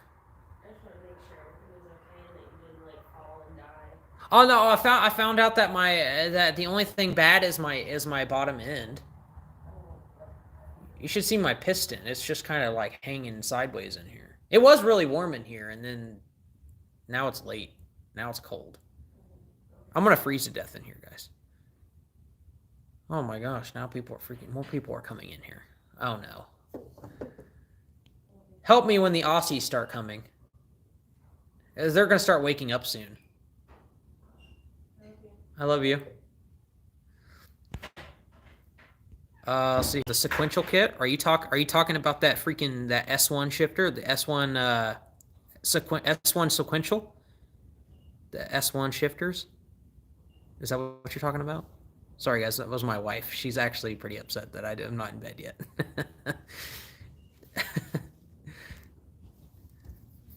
If you're talking about the S1 sequential shifter, do yourself a favor and do not buy that. Like that is literally, I don't know why they made that. Like that is literally the stupidest thing they could have done. They literally could have like done like they could have made burned pancakes and it would have been better than that. Like why would they have even made a sequential shifter for a synchronized transmission is beyond me. Like I've been begging them to make a sequential shifter for the R154 strictly because I have a dog box and it would be completely useful for me. But these people are out here making sequential shifters for a damn synchronizer transmission.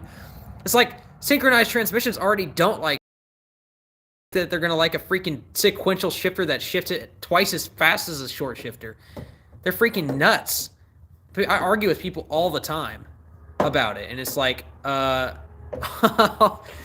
do you mess it up that bad? Wouldn't that suck? Be mid. All right, I'm gonna go from a dead stop. Just that would freaking be terrible. I think.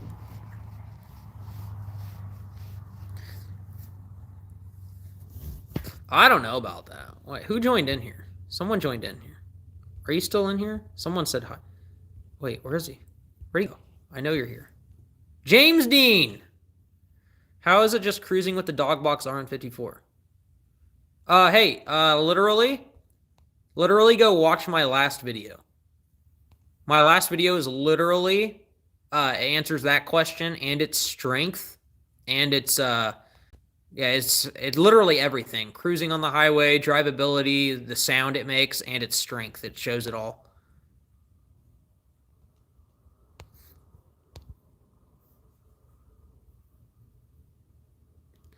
I'm just pissed off at S1 sequence. Like they literally just ignore everybody. There's like a lot of people that want it for the R154, but literally nobody has Dogbox parts like in their R154. So I'm just on board with it because I want one. It would be completely like worth it for me. Like I could put a freaking strain gauge on the shifter and it would shift my transmission. Like I'd be able to just pull the freaking lever and it would shift me super damn fast. Hey man, don't feel bad. Dude, like they literally don't show anybody I have new videos. Like I'll upload and I'll get 100 views one day and then I'll have like 500 views like 2 days later. I don't know what the deal is. I typically would say just check back on the channel every couple days. I probably start because it's cool to like talk to people who have been following me. I think the classic is easier to work with than the black. Well, so basically the classic is just kind of a smaller version of the black, if that makes sense. So the black has more auxiliary ports and analog inputs, so you can like do a little bit more with it. So you can have way more sensors, and it also supports more injectors and more ignition. So you can run like V8s and stuff on it. You can do the same thing with classic, but you have to like batch fire everything, and I don't really like batch firing. You kind of have to like wasted spark stuff. The black there's difference in the user like interface is a little bit different. It's not that bad really. I got used to the black since the Supra has black and the 240 has classic. It's actually pretty cool. There's some cool things that you can do with the black that you can't do with the classic, like set up launch control like completely customizable. So like there's an entire launch control map for anti-lag, and you can set like literally there's a whole graph kind of like your air fuel mixture, so like your VE table, and there's a whole map that has to do with your RPM and throttle position, and you can set your ignition timing across the map like however you want. So you can have it -20 here, -25 here, -30 there, and then bring it back down to -28. So like you can really customize your launch control. Typically, basically everything else is like the same. So like all the sensor setup portion and stuff, it's just the drop down menus and stuff. They're like located in different places. You just kind of have to search for it. They're all like the same though. You can switch lamp. Actually, I was kind of like, I don't know why I'm having a brain fart, but I literally cannot figure out how to switch lambda to AFR on black. I really thought it was in preferences, but dude, I just won't. Yeah, I can't figure it out. I knew where it was in the classic, but like in black, it's like, it's in your oxygen sensor tab. I remember now. Fair enough. Fair enough. It didn't really matter. It's just like lambda is just, I hate the numbers.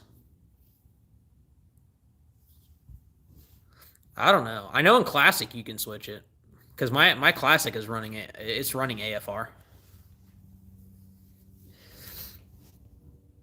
A couple hours messing with and figured out how to do two-step plus mess with a few other things.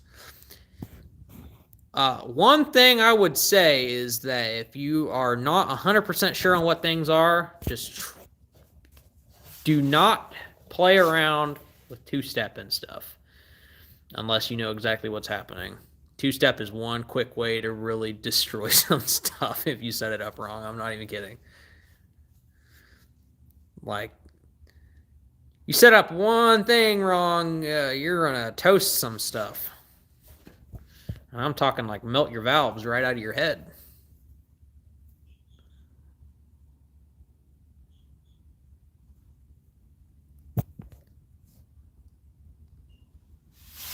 Yeah, lambda is a little bit odd. So like you got the lambda table, and then you got the VE table. So that AFR table, which is it's that. So you got the two maps. You got map number one, map number two, but you got VE table one, and then it would be lambda one in black, which is what it's showing for me. And then you got AFR one and AFR two in classic, which is what it shows for me. Also, it would show lambda if you didn't switch it. But what happens? That is literally just a target. So whatever you set that AFR map up is it's just what your O2 sensor is trying to target, and whatever your O2 sensor is reading on that AFR map anywhere in the map, your ECU will try to adjust your engine to try to reach that target. So if you have like a whole section of 11.5 and you're accelerating and you're like 11.3, your engine will make an adjustment for that small little bit to reach 11.5. So like that whole map there is just a suggestion for like if you're running an O2 sensor. So like if you don't even have an O2 sensor, which I've done that before, like I just strictly tune on a wideband and just have no oxygen sensor, period.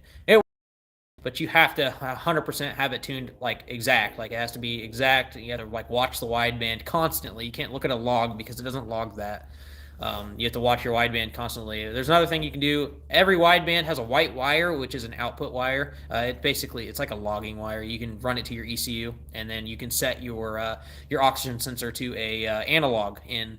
So then the analog in you can read it from your wideband, and everything your wideband shows will actually show on your ECU, and you can log it that way too.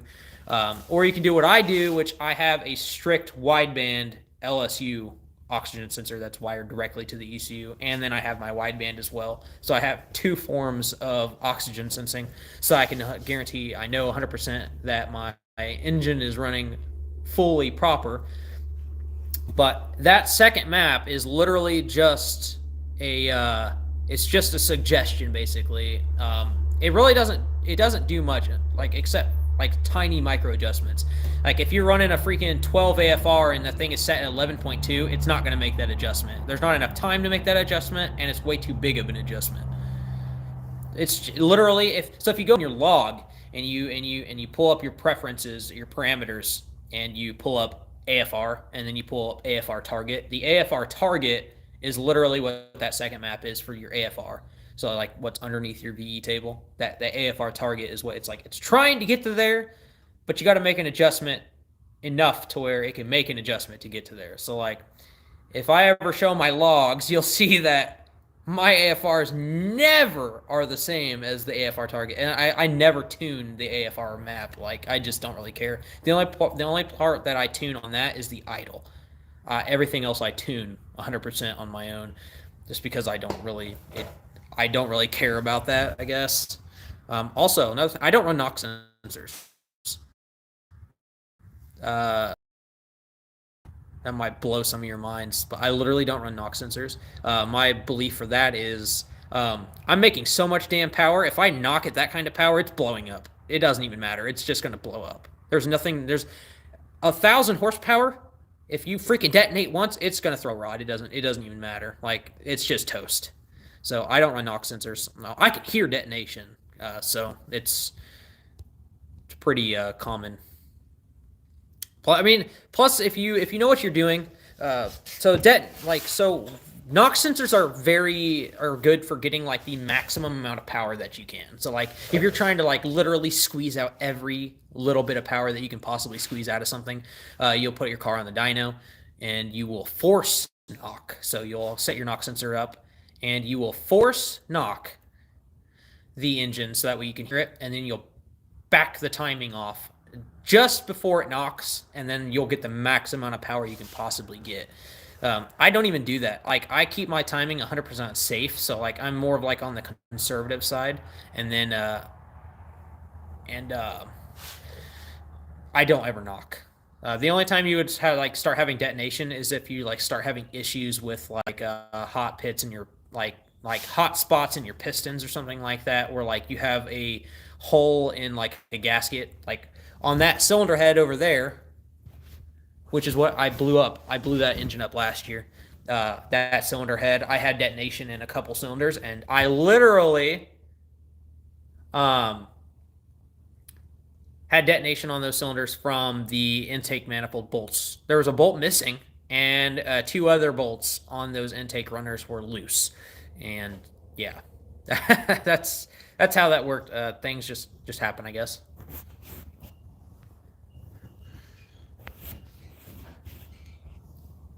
Yeah, no, Ethan. See, yeah, the channel that it makes, so lambda target and then AFR target, literally those do change. Like if you switch it from AFR to lambda, they literally change. So if you go from lambda to AFR, it'll switch to AFR target.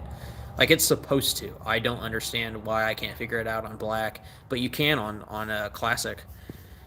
Like if you go watch any of my classic videos, like every single time, everything on there is AFR. I've switched everything to Imperial too. Like I don't run it. I don't do things on metric because I don't do KPA. I don't know anything about KPA.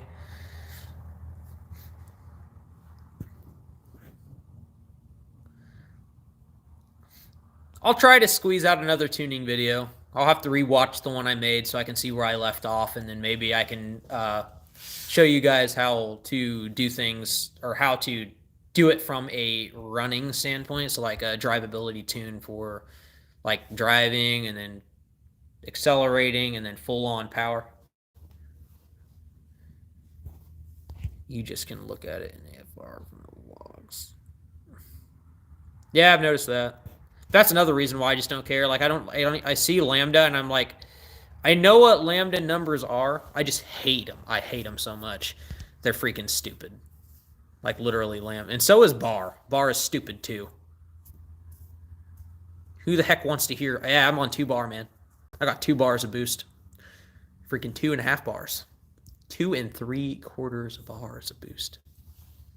I'd rather say, hell no, I got 43 pounds of boost. 43. Freaking literally. so stupid. Why is the metric version of PSI lower? Like literally everything else metric is higher. Like 100 kilometers an hour is 60 miles per hour. 160 kilometers per hour is 100 miles an hour. It's like, why is everything higher? And then bar is just like 2 bar. I am running 1.3 bar.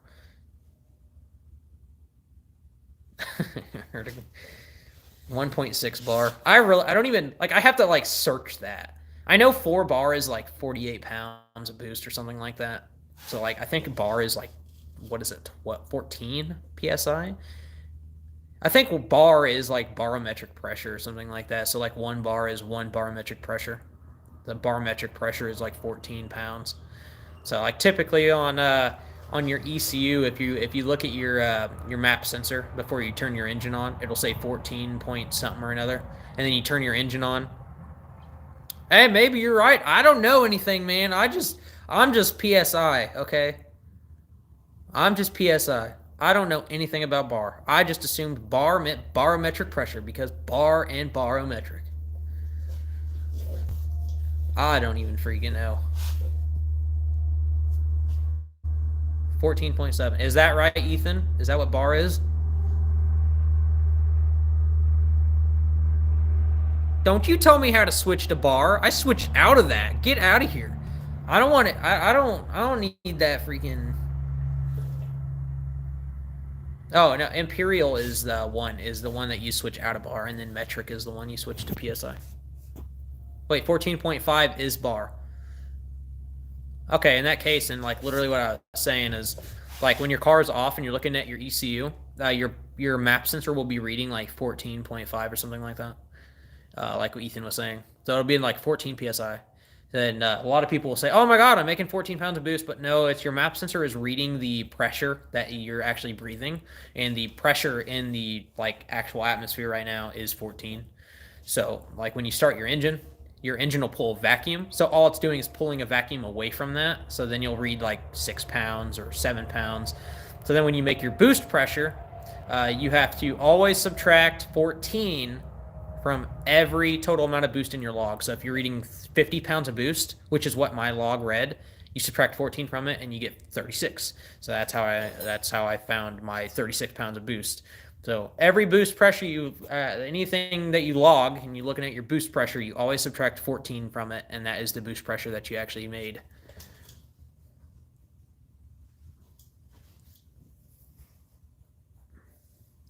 I feel like I'm doing a live freaking...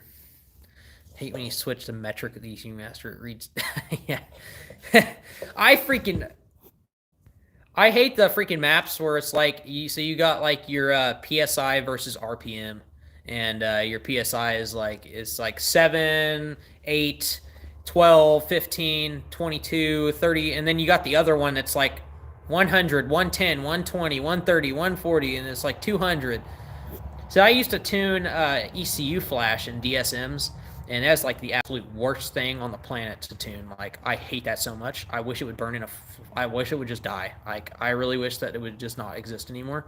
Because I don't know who in their right mind thought it was a great idea to, hey, I think we need to adjust this. Stop and pull over. Shut the car off. Put it in ignition on. And then I will flash this. And then shut the key off and start it. And then we'll go drive and see if we fixed it. I have no idea who thought it was a great idea to freaking try to log that and try to tune a car without live tuning. That is the suckiest thing on the planet.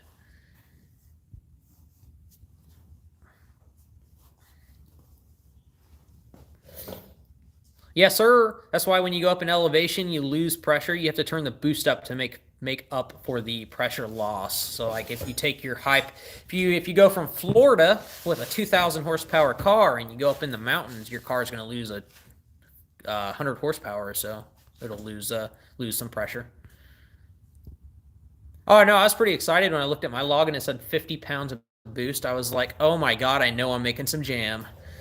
I was like, 36 pounds is the most boost pressure I've ever made on any of my cars, and it's on like literally on the biggest turbo I've ever owned. Like, it's like the biggest turbo of all my friends.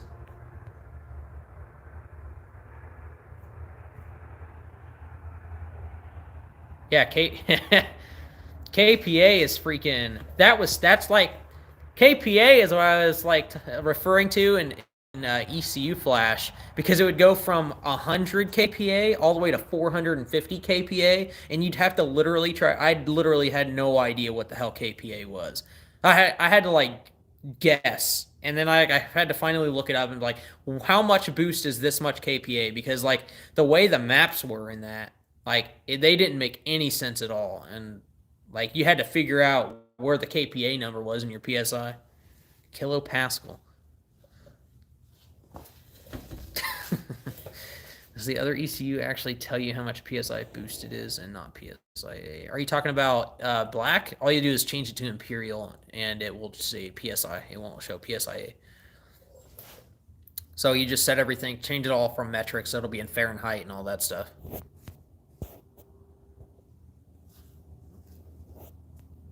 Kilopascal. And they got stupid names too. Like, why would you name it that? What's a Pascal? It's like the same thing as a pental. Why did you call it a pental? Who thought that was a good idea? All right, engage the pental. Put the pental in that injector. All right, Captain, we need a new name for this mechanical item right here. Call it a pental. It's a great name. In Imperial, it shows you PSIA. I'm gonna be real with you. I don't even think I've ever even noticed the A. I've been so in tuned on what I've like. I just know what I'm doing, and I just don't even pay attention to it. PSIA, huh? I don't even know what the A stands for. What is that? Atmospheres?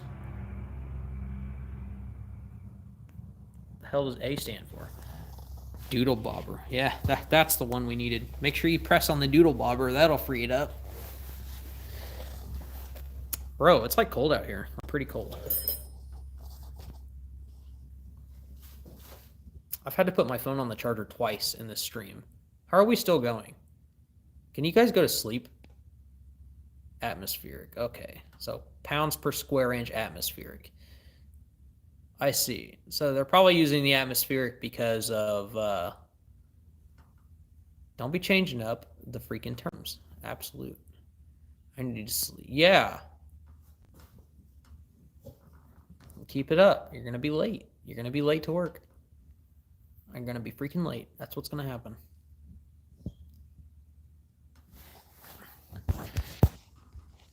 Yo, look at my $500 head studs just chilling in my Jegs freaking my cap thing for my wheels. Can you zoom out, phone? What is wrong with you? I probably need to do something with those. That's kind of expensive to be sitting like that.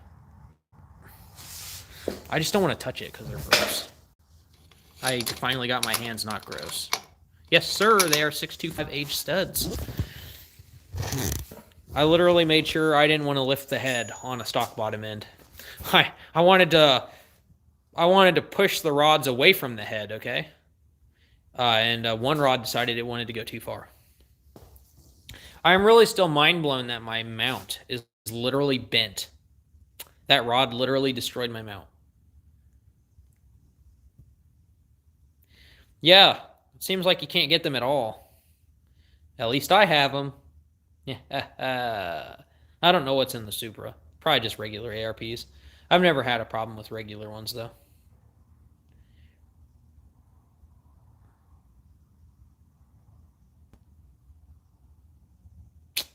This sucks. This ultra sucks. I remember, like, literally a couple weeks ago, or like a month, or like, I don't even remember how long ago it was when I got the Supra and John was here. I was like, I like looking at the 240, but I like looking at it when it's running. Now I have to look at it dead. Like, totally dead. Such a sad time we live in, guys. Where Ricebox is broken again. So broken.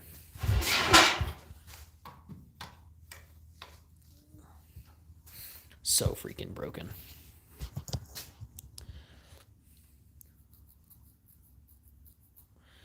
Yeah, everybody says they have studs, but then they, like, don't have studs. So, like, yeah, we got him. We got him. We'll get him to you in 4 months. But we got him.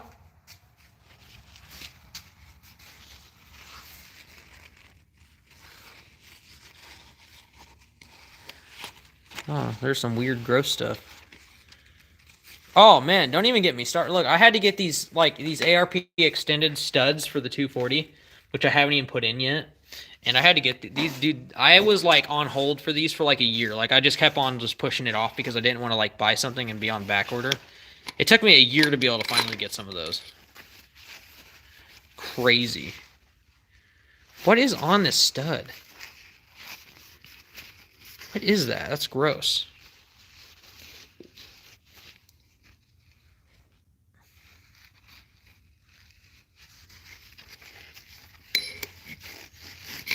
Dang, I don't know what to do to keep these guys safe. Well, when ARP is literally the top brand in the freaking country for bolt fasteners, then they don't really have competitors that can compete. But see, when everybody else goes to ARP to get stuff, I'll go to the freaking hardware store and use grade 10 bolts because I don't really care. You know what, guys? I'm gonna figure out if they make grade 10 freaking studs, and I'm literally gonna get grade 10 studs, and I'm gonna use them as head studs, and I'm gonna, like, literally blow everybody's mind. I will literally use grade 10 bolts on everything. Like, screw it. We ain't even gonna use, like, ARP 2000 bolts. We're just gonna use grade 10 bolts on the rod bolts. Screw it. We're just gonna send it. I don't know, them grade 10 bolts seem to be doing pretty good on my drive shaft. Putting all that torque from the drive shaft to the rear end. That's a lot of freaking power to be holding. I'm just kidding. I'm not going to do that. Or am I?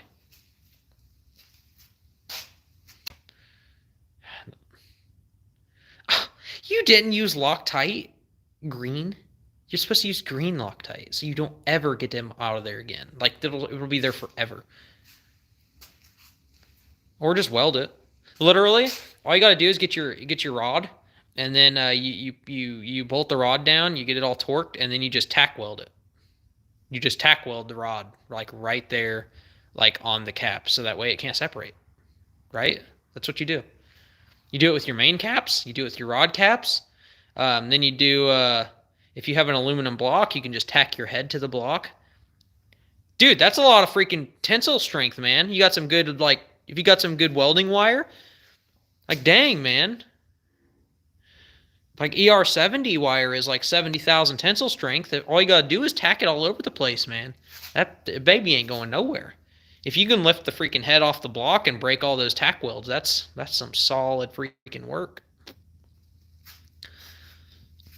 Don't worry, I got ideas.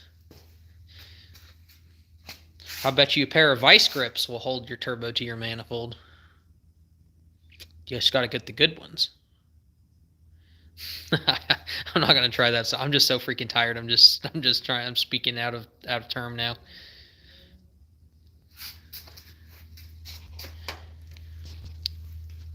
I just cannot believe that my mount. Where did the bolt go?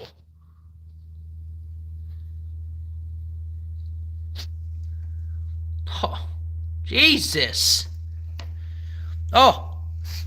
Oh, no. Bro. Oh, come on, man. Are you kidding me? The mount broke my freaking oil pressure sensor. Bro, you're freaking dick, man. You're a dick. That's what you are. What is wrong with you, Rod? Oh, I think I have to get a new oil filter relocation kit. Damn it. Dude, that ultra sucks. Wow, that straight just destroyed my threads. Wow, that ultra sucks, man. My hands are so cold. This is what's going to happen. I'm going to try to get this off here, and my hands are going to... I'm going to slip this wrench, and I'm going to punch something, and I'm going to end the stream. That's what's going to happen. Oh, yeah, you like that? You know how much I paid for this head gasket? This OEM head gasket? Take a guess. Take a guess how much I paid for that OEM head gasket. That intake, that's my intake. You get out of here. I got this other intake over here, though. Look at that. Wow. Close, but no money. Hey, Ethan actually got closer. Yeah, it was about 80 bucks. OEM, brand new. I got that one right there, too. Look at that. That one's not OEM, though. But I paid $20 for that one. And it is MLS also.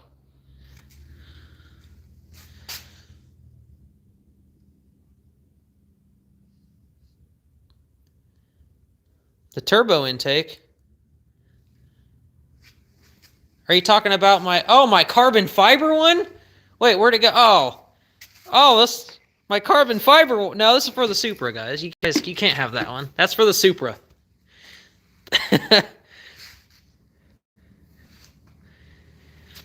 I have a secret, guys. I have secrets of where I get my stuff. Look at that. The timing belt is still trying to run. It's like, this is where the head's supposed to be, guys. It's like a ghost cylinder head. It's just all, you just got to believe. You got to believe it's there. Yeah, $80, literally. And that one was $20. 100%.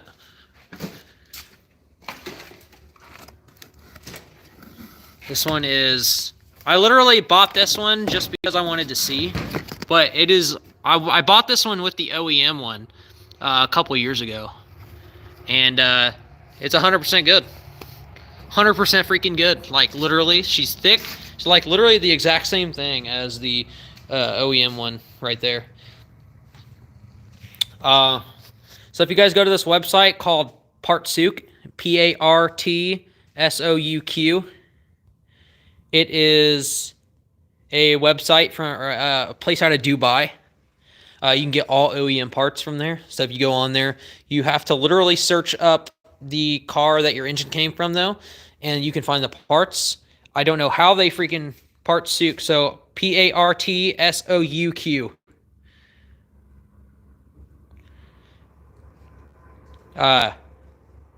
Everything that they have, I don't know if it's because they're the richest city in the world and they can just make all the prices they want, but they literally have everything like cheaper than freaking balls. And then their shipping is also incredibly fast.